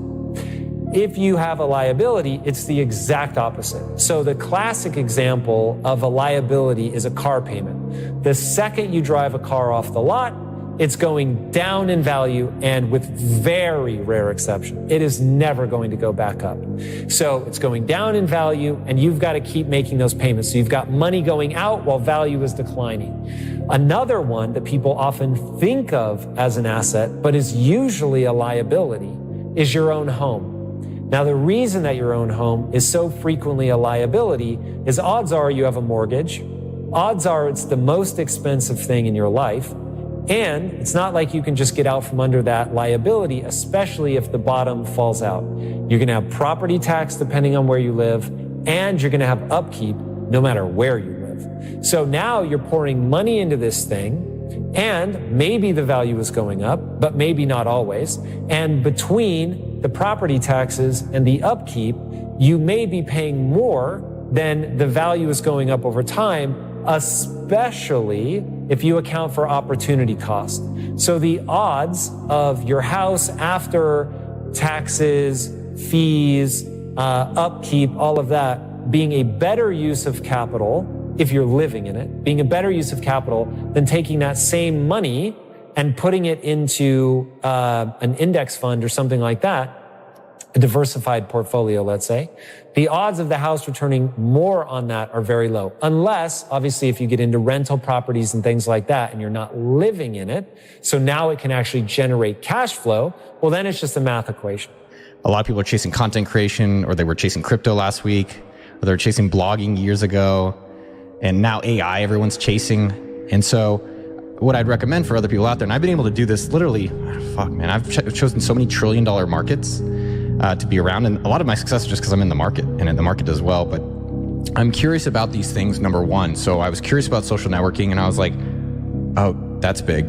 Because I got onto it, and I was able to see, like, wow, you can connect with the entire world, even though there wasn't really the entire world at that point. So curious, same with mint.com. I was like, man, money, I think worldwide it's pretty important. I think there's going to be something, if you have a free money tool, that's going to be big. Same thing then with Facebook games, that was going to be big. Then I did payments for games, that was big. And then I did kind of a Groupon business, which became AppSumo, that was big. Then we built SumoMe.com, that was big, which is a software tool. So ideally, number one, you're curious. So I can talk about my crypto thing, because I think that's kind of an interesting example of it. Number two, how do you get a part of it today, right now, not how? Don't worry that you don't have a website, don't worry you don't have a big social media presence, but what can you take action on to put yourself in that space? So can you be in a community online? Can you geographically move? Can you start creating in that space? So I think people are curious maybe, and they can find it, but they don't necessarily try it and understand it, and they don't do anything about it. So even with crypto, got involved, I heard about it in 2012, didn't do anything, I thought it was stupid. And then in 2016, I had to buy an illegal NFL stream. That's how I got into crypto. And so I bought this illegal NFL stream on a website, seasonsforyou.com. And I saw the power of what this could be. And then I started buying at that point. And that's where it's now become a multi-million-dollar portfolio. And I think the biggest thing for everyone out there is, what are you doing on your phone all day? There's probably something within there that's $1 billion opportunity. Same thing on what you're doing outside. Same thing what you're watching on content. And just being a little bit more curious and then taking action around that. I would say that everyone should be an entrepreneur, everyone, because if you get fired today, what's your backup plan? Go on Indeed.com and pray. Like having an entrepreneurship where you can have your own business, and if you start it right now, not how, you just get started. And that a lot of what we cover that is exactly $1 million weekend. You could do it in a weekend, which everyone has. They can change their life in 48 hours. You have the option. And a lot of people, let's take AppSumo.com. We have a lot of people who have very successful side businesses and they're happy with their day jobs. And that's great. And there's other people like myself that were always frustrated having a day job. And so I wanted to create work that I didn't have to work at. And I do believe there's a misconception, and something that most people get wrong, is that you can't do what you enjoy or passion or dream about and make a lot of money doing it. I don't believe that. But when I make $1 million, I keep $1 million. And the reason is because I don't make it by working for money. See, if you work for money, you're taxed. So that's why lesson number 1 in Rich Dad Poor Dad is the rich don't work for money. What we do instead is we create businesses as entrepreneurs. We acquire real estate. I don't invest in the stock market. Okay? So the reason is because as entrepreneurs, I have more control over my income, how much I make, and how much I pay in taxes. And because I'm an entrepreneur as well as an investor in real estate, I pay 0 tax. So every time I make, let's say, $1 million as an entrepreneur, I immediately invested in real estate and I have a 4-to-1 step up.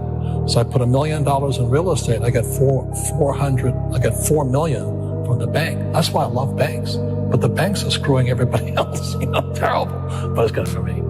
We are all the same. Everywhere in the world. I don't care if you go into China, go into Kosovo, go into Buenos Aires, go into New York. We are all the same. We look different, we sound different, but when you get past the culture, and culture's nothing but group habit, that's exactly what it is. When you get past the culture, we are all the same. There is one mind. There's not millions of minds. There is one. And we are an individualized expression of it. And when we tap into that universal mind, it operates by law. The idea must move into form. That's one of the first laws of the universe, the perpetual transmutation of energy. You understand that winter never follows winter. When the tide goes out, it always comes back in.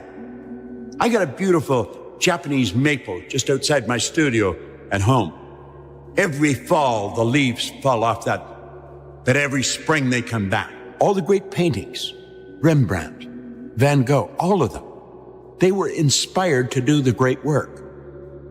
We have to understand that whatever Rembrandt or Van Gogh used, we have available to us. We're God's highest form of creation. Spirit flows to and through us. It's our responsibility to decide what we're going to do with it. I think we've got an obligation to do great work. We're only here for a short time, not a long time. And we've got the faculties and the ability to do great work. I think we should. Entrepreneur, right? It's one of the most overused nonsense terms out there. You can become anything. Lots of different opportunities, but you got to try to find these new fields, these new things which are emerging. Now, here's the good news, right? According to futurist Peter Diamandis, between 2022 and 2026, the world will see as much change as between the year 1900 to 2000. In 4 years, starting next month, we're going to see as much change as between the years 1900 to 2000. New technologies, new opportunities, new things are going to emerge. The whole field of Web3 emerging right now. Truly bad news. There's going to be massive disruption across companies all around the world. But if you're an entrepreneur, aspiring entrepreneur, it's good news, because there's going to be so much change and so much opportunity for you to disrupt the established players. So the mastery is about your high level of skill, right?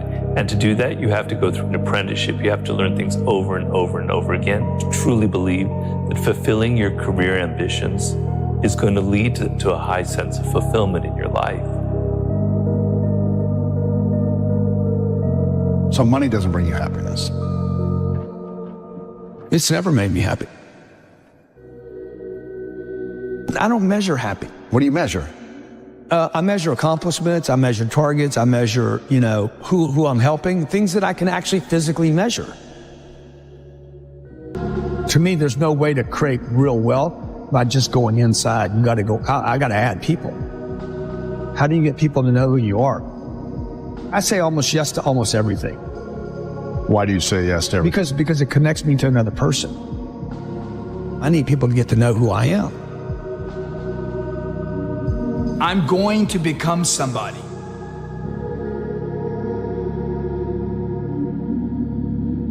I want to contribute more. I don't think about, I want to be more happy. I'm not thinking about joy. I'm not thinking about contentment. I'm thinking about action. I want the action. I want the grind. I want the possibility. I want legacy. I'm trying to figure out how to extend 100 years. How could Grant Cardone still be relevant in 21? It's the things you didn't budget for, the big dream. But everything else you got covered. Everything people pay attention to. House note, car note, electric bill, water bill, basics. Everything gets covered. What if you just added a whole bunch of other stuff to the list? What if we were all brought up to say, hey, we're going to cover all this stuff? People would be even more productive. What would you say are the top 3 ways, the best ways to multiply money then? Get rid of it. You got to get rid of it. First, you got to make it. I mean, I got to collect it. I got to collect some. Then I got to figure out, okay, this pays for this basic living. Everything above that, don't spend any more money. Like the rest of it, if this is $4,000 and I make 7, the entire 3 has got to go into investments. Every month. Every single month. At some point, you got to quit being a saver and got to start being an investor. This is what we should have been taught in school, man. This is what we should have been taught as kids. Like, how do I do money? You do it with time. Okay, you don't do it with a job. You're not going to get $823,000 a year at a job. There's no job that's going to hire you and pay you $823 without you having to go back to college and spend time and invest money. Just doesn't work like that. What do you think people in the middle class are doing that they should shift in their mindset in order to start getting out of that? Well, you don't borrow money to go to college. Why would you trade 5 or 6 or 7 years of the income? Time is money. So I wouldn't go to college. I would never buy a home. I would never put debt on a home. If I bought a home, I wouldn't put debt on it. And these are nevers for me on the come up. On the come up, yeah. On the come up. Once you have the cash. Once you're wealthy and you want to go buy homes and, buy yachts and stuff, go do whatever you want to do. But on the come up, you would never spend your income. You would never spend primary income on improving the quality of your life. You would only invest. And that's what I'm trying to teach my kids. Like Sabrina's, I let her pay all the bills. I've been doing this since she was probably 6. You pay the bill. We don't give them an allowance. I don't think any kid should be given an allowance. Interesting. Why not? If they want money, they become an employee of the company. They work for the company. We give them a series of things to do. We pay them once a year. Okay, we give them a big check at the beginning of the year. That money goes into Cardone Capital. Wow. And they live off the distributions. Come on. Sometimes they'll get a bonus for doing extra stuff. But they don't get the money. They never get the money. It's invested and they get that money is invested, they get the distributions. They will create wealth over the next 10 years. But it'll be their own wealth. It's not something I gave them.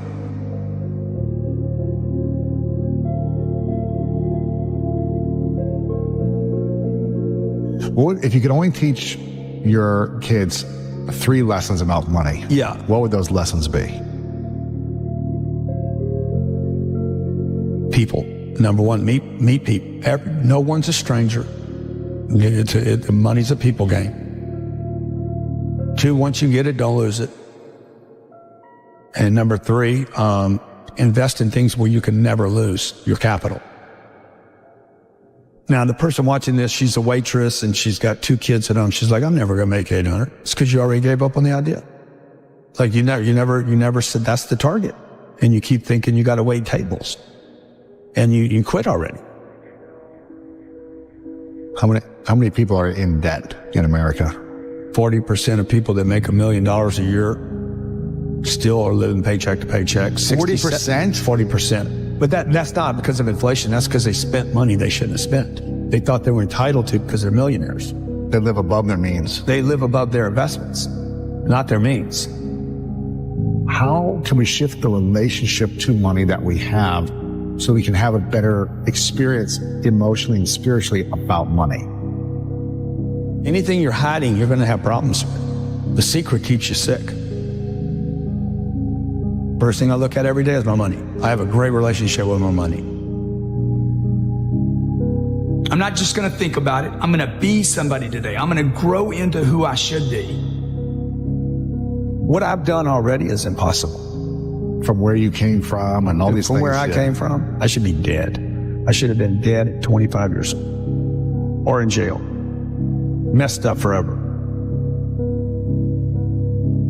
You know, instead I became this guy. And I mean, I'm grateful. And I don't know that I had any breaks. I know when people say, oh, you had luck, I'm like, you grinded. Right. I've been grinding. And I'm proud of the grind. But I wanted to turn into something more than money. I'm going to feel good about a lot of places I go to and a lot of people I meet. Because I made more contributions than I didn't. I gave more than I took. Whatever industry you pick, if you outwork everybody, if you try to be a little smarter than everybody, if you try to be a better salesperson than everybody, if you try to be better prepared than everybody, you've got your best chance. Because if you don't do it and somebody else does, you know, I have the saying, work like someone's trying to take it all away from you. You know, I actually work like someone's spending 24 hours, working 24 hours to take it all away from you. And that's kind of the way I look at it. What would you say is the number one reason why people fail? Lack of brains, lack of effort. Lack of brains, lack of effort. Yeah, they don't do the work. They don't learn, you know. When you walk in the room, when you start a business and you start to talk about somebody, you're never in a vacuum with no competition, you know, unless you're just extremely lucky. And if there's going to be competition, that means somebody else knows your business as well as you do when you get started. And if you walk into a competitive environment and they still know more about the business than you do and more about your customers, you're going to lose. But most people don't consider that. They don't do the work. They don't learn more about their industry. They don't know even about their business. I mean, and so you've got to put in the effort to know more about your industry than anybody else. And that's the brains part, and that's the effort part as well. Because look, if you're competing with me, you better know what you're doing. Otherwise, I'm going to kick your ass, you know, and you're not going to outwork me. And so, you know, the combination is usually what kills businesses early on more than anything. You could, within a 5-10 minute interview, say, this dude's not going to make it as an entrepreneur. Yeah, I mean, I can typically tell, right? I can tell by their passion. I can tell by their focus. I can tell by their preparation. You know, there's a whole realm of things in any business. Here, you know, here's the business you're in, and here's 1,000 things that influence whether or not you're going to be successful. You know, through my experience in businesses, I can put myself in his position and say, okay, here are 900 of the 1,000 things he has to be aware of, and then go through and ask. And by how many of those or her issues they've been able to address already, that kind of gives me a sense of how hard they're willing to work. You know, and I can tell by the questions they ask me. So all I have to do is say, okay, what do you want to know? And, you know, when they start saying, what should I do? They ask you. Yeah, you know, and that's fine, right? And I want them to ask questions, but, you know, people like to say, you know, the only stupid questions are the ones you don't ask, and that's not right, right? Because the questions you ask tell whoever more about you than anything else you do. Because in particular, it tells me about your preparation. If you ask me questions about just basic things that you should have known and you should have down to a science, that's going to disqualify you almost more than anything. If you're not always learning, if I'm not continuously learning, if I'm not just absorbing as much as I can absorb, someone else is going to kick my ass, right? So you talk about paranoia. The greatest source of your paranoia should be knowledge. If someone else knows more than you do, and if you're not learning, if you don't know how to learn, if you don't have a thirst for learning and acquiring information, you're SOL. Do you think there needs to be a healthy level of paranoia? Oh, absolutely. There needs to be. Oh, yeah. I mean, I always say, you know, for every one of my businesses, I said, what would I do to kick my own ass? You're right. So whatever business you have, there's somebody trying to put you out of business. There's somebody trying to take a bite out of your business. And it's better for you to figure out how they're going to do it rather than they do it. And so, yeah, that's being paranoid. And so you have to be paranoid. You have to anticipate other people's next moves. And you can't ever, you know, downplay the competition. I was at a business plan competition this morning at a college, and they were kind of being dismissive of the competition. And so you can't ever do that. They're out there trying to take you down, and they're not just going to sit still. And if you're good, really, really good, you're going to inspire them to work even harder, faster, better. And so you have to be, very self-aware of what you're good at and what other people are good at. And, a healthy dose of paranoia makes a big difference, is very helpful. Let's transition to a different subject with college. You went to IU, right? Now, you got a lot of people that say, forget about school, drop out of school. They're idiots. So you think they're idiots? Tell me why. If you're going to have and run a business, if you don't understand accounting, you're already behind the 8 ball. Can't you hire a guy that knows how to run accounting? But then they still have to communicate to you.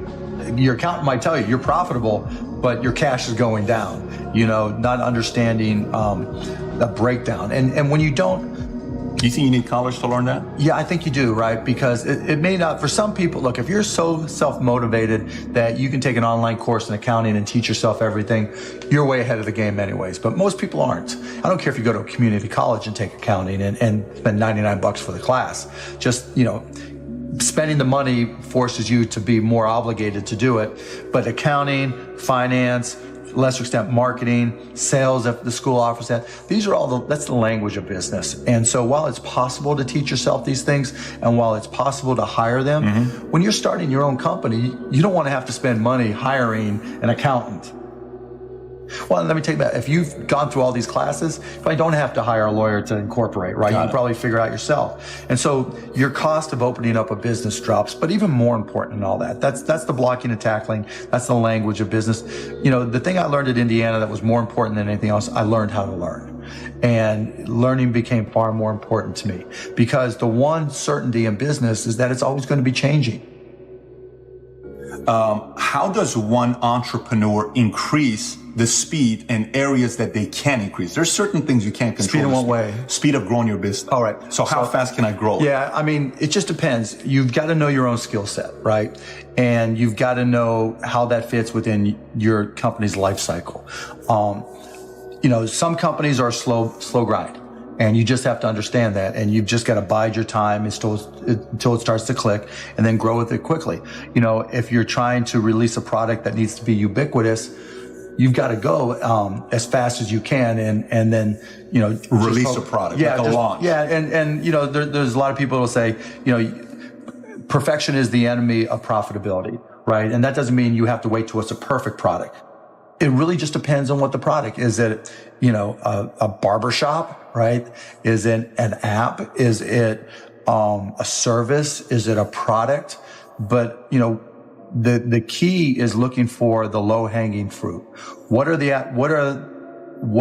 customers are willing to write you a check or commit to it, so that they're willing to integrate it into their daily lives or integrate it into their daily business. And so getting a commitment either through time or revenue is typically what I look for. And so if I can get a commitment, then I'm going to be able to learn. I'm going to see how they use it. Do they sustain usage? And then once I get the next one, hopefully it came a little bit faster than the first one. Then I can ask for referrals, and then the next one, then the next one. And I just try to ramp it up. When I bought the Mavs, we had no season ticket holder base.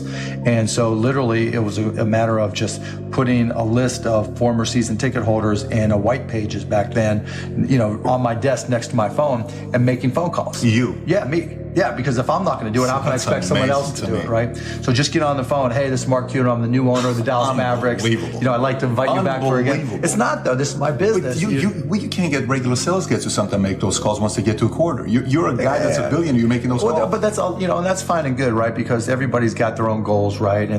But still, I don't want anybody at the Mavs to be able to say, well, he's not willing to do the work, right? There's, if I walk around, I'm picking up all the papers. I'm not saying go get that picked up. I'm like, okay, that's trash. I'm picking it up.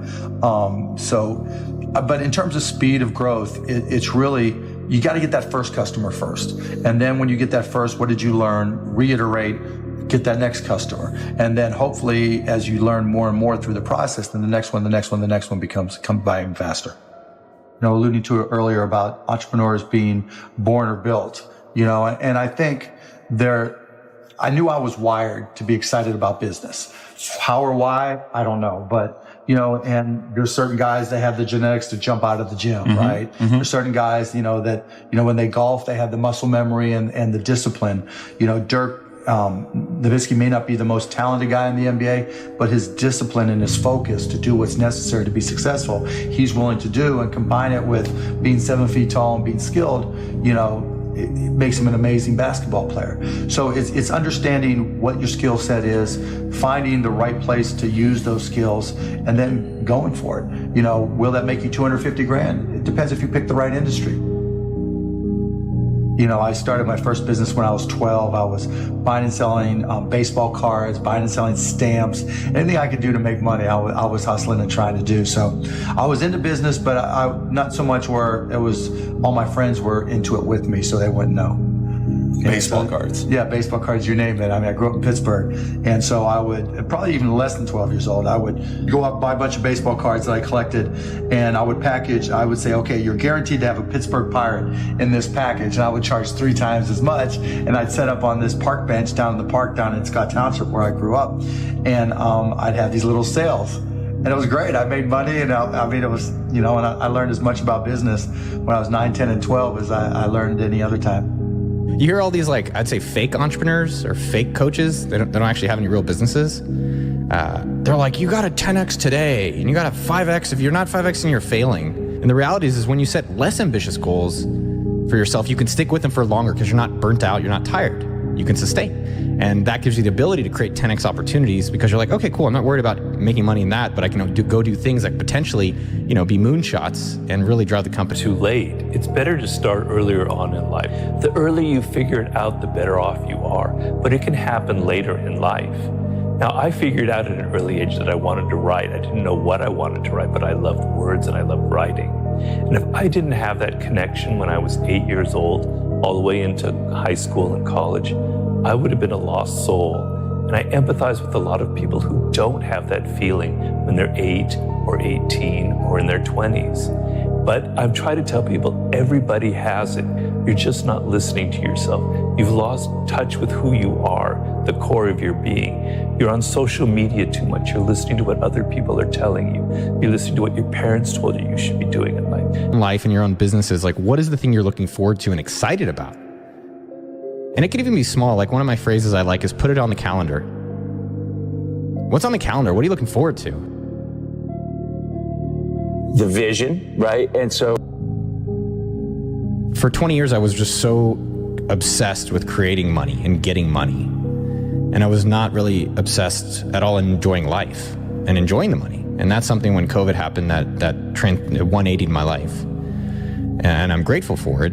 It was definitely unfortunate for a lot of people. I was just grateful that it brought up, okay, well, if this is not forever, how do we enjoy this life? And so a lot of my learnings and what I do in our channel is to inspire people to be able to do their own things in business journey. And that doesn't mean to be a millionaire. I will say with 100% certainty, being a millionaire is awesome. The ability to go to the grocery store and you're like, just give me the things I want, go to the supermarket and not worry paycheck to paycheck, not worry about it.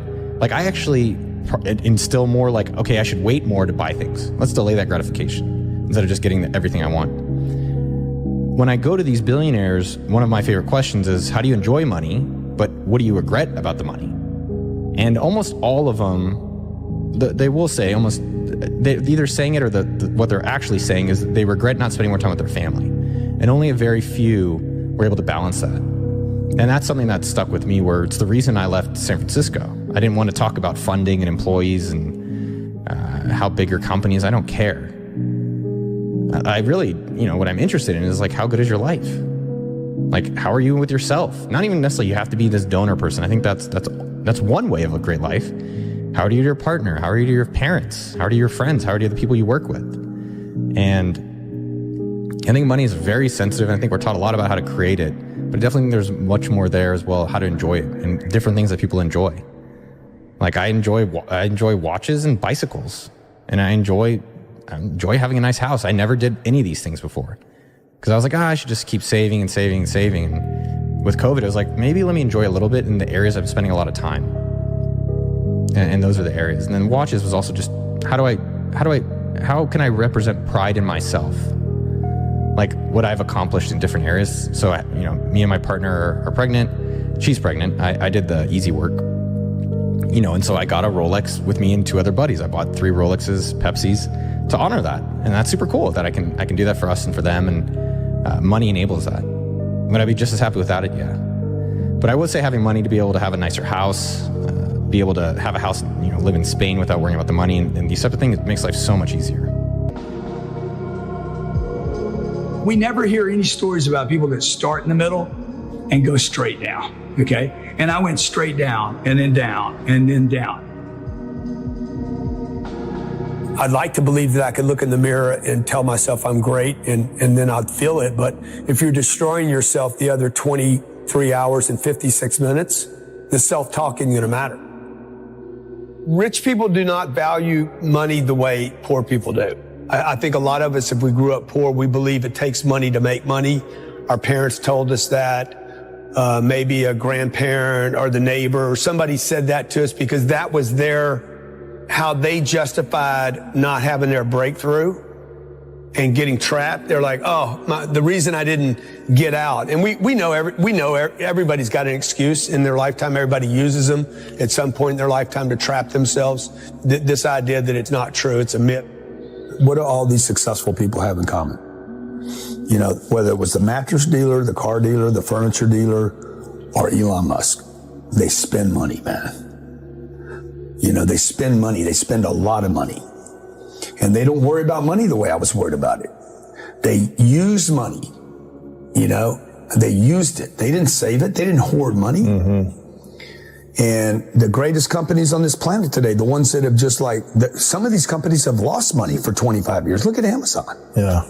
Reinvest. 1.7 million employees. When I started, I remember I looked at Ernst Young. I said, I have a buddy that worked at Ernst Young. I said, how many employees you got? He's like, 240,000.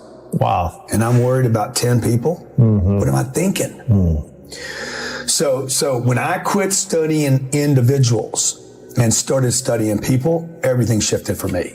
What is this big company doing? Mm-hmm. Because that also relieved me of being competitive with this guy, Pete, and started saying, okay, I'm going to go do what Coca-Cola does. That's when I bought the plane. Right. Really? Yeah. How old were you when you bought the plane? I was 50, maybe 55, the first one. I bought it because I studied what Coca-Cola was doing. They bought planes. I said, why are they buying planes? Oh, then I learned how they write them off. And then I learned how they trade them every 3 years. That's crazy. So notice every 3 years, I'm trading a plane. I'm getting rid of it, replacing it with another one. But what are they using it for? They don't use it for pleasure. They're not using it for Instagram photos. Right. They're using it to go and set up headquarters in other countries. Wow. So that's when I wrote, if you're not first, you're last, because when I started studying these companies, I'm like, Coca-Cola's everywhere. You can't go any place and not see Coca-Cola. I was like this big. I was always thinking about what can I keep? Mm-hmm. And they were thinking about how many shells can we get on? How many eyeballs can we see? Mm-hmm. So that's when it all clicked for me. I'm a guy that grew up in the middle class. All I do is do drugs all day long. I don't learn a damn thing, nothing. One night, there's a deal that goes down in my house. Me and another buddy are partying. They call it partying. It's never a party. It's always bad. I open the door to walk this dude out, and this other guy jumps up on this step, puts a .45 caliber pistol right in my face, literally right here in my face. Jammed the barrel right into my head. You can see the scar right here, okay? Then he took the back of it and started hammering both sides of my head, underneath the mouth, on top of the head, put 76 stitches in my head and face. And I went to the hospital. My mom was called to the hospital. My mom had no idea who I was. She's like, but where's my son? 28 days later, I was in a treatment center for drug addiction. And I finally put my first couple of days not using drugs together. But more importantly than not doing something, I started something that day. I'm going to become somebody. I want a great life. I want to be the guy that has freedom. I went into work the next day. The people that I worked for were gracious enough to let me keep that job. I took that addiction for drugs and literally threw it into my work. I really started learning from in the beginning. What you learn is you're learning from the master, and so I'm duplicating and emulating. Then at some point you cross over and you become the master. If you're a guy like me, I'm always looking to improve everything. I'm looking for another little tweak, another little twist. You and I did that with the podcast. I'm looking for that next thing all the time, how to make something just a little better. a little faster. And so at some point, I kept studying this guy until I was able. In the beginning, I didn't challenge anything. I used, I duplicated, I got let me results. follow the script that I learned. Let me use exactly what he's telling me to do. Do it. Whatever I heard, I'm gonna be like, I'm gonna make that work. That's gonna be my stable datum. And once I could trust that, then I could build on top of it. I never butted anything. I got a better way in the beginning. Dude, until I got the results over and over, consistent results, then I started teaching it to other people. Then I started learning angles. And then I basically created my own style and I actually almost threw away what I had learned and created this new thing called information-assisted selling. Information-assisted selling. Where I started leading with what people wanted rather than this guy kind of hid. It was the old school, hide it. Don't avoid the price, bring it up later. And that's where I really started accelerating everything, giving people the information up front, allowing you to understand how much this watch or ring was or car was. Before you even asked about it, I'd tell you it's $58,000. Right away. So you wouldn't wait till the very end. You'd say, here's everything. Look, if you're shopping for a car or a watch or a ring or a coaching program, whatever it is, you probably want to know how much it is. I know I would. This particular product's $58,000. It would require about $2,500 down. Your payments would be about $550 a month. Let's be sure you're on the right product. You see, I got the value proposition, the money. I got you thinking about money right now. I want you thinking about money so that when I show the product, you can start making sense of it. Because I can't convince you that it's worth it. You have to convince you. They gave me a little pill and said, you need to take this little pill every day. I said, dude, I came here to get off pills, okay? And before I left, the counselor grabbed me and said, hey, if you don't give up your ideas of getting rich, because in 28 days, you share your whole life, all your dreams, your goals, everything. They're trying to get to what happened. Give up all your ideas of writing books. Give up your ideas of helping people all over the world. Just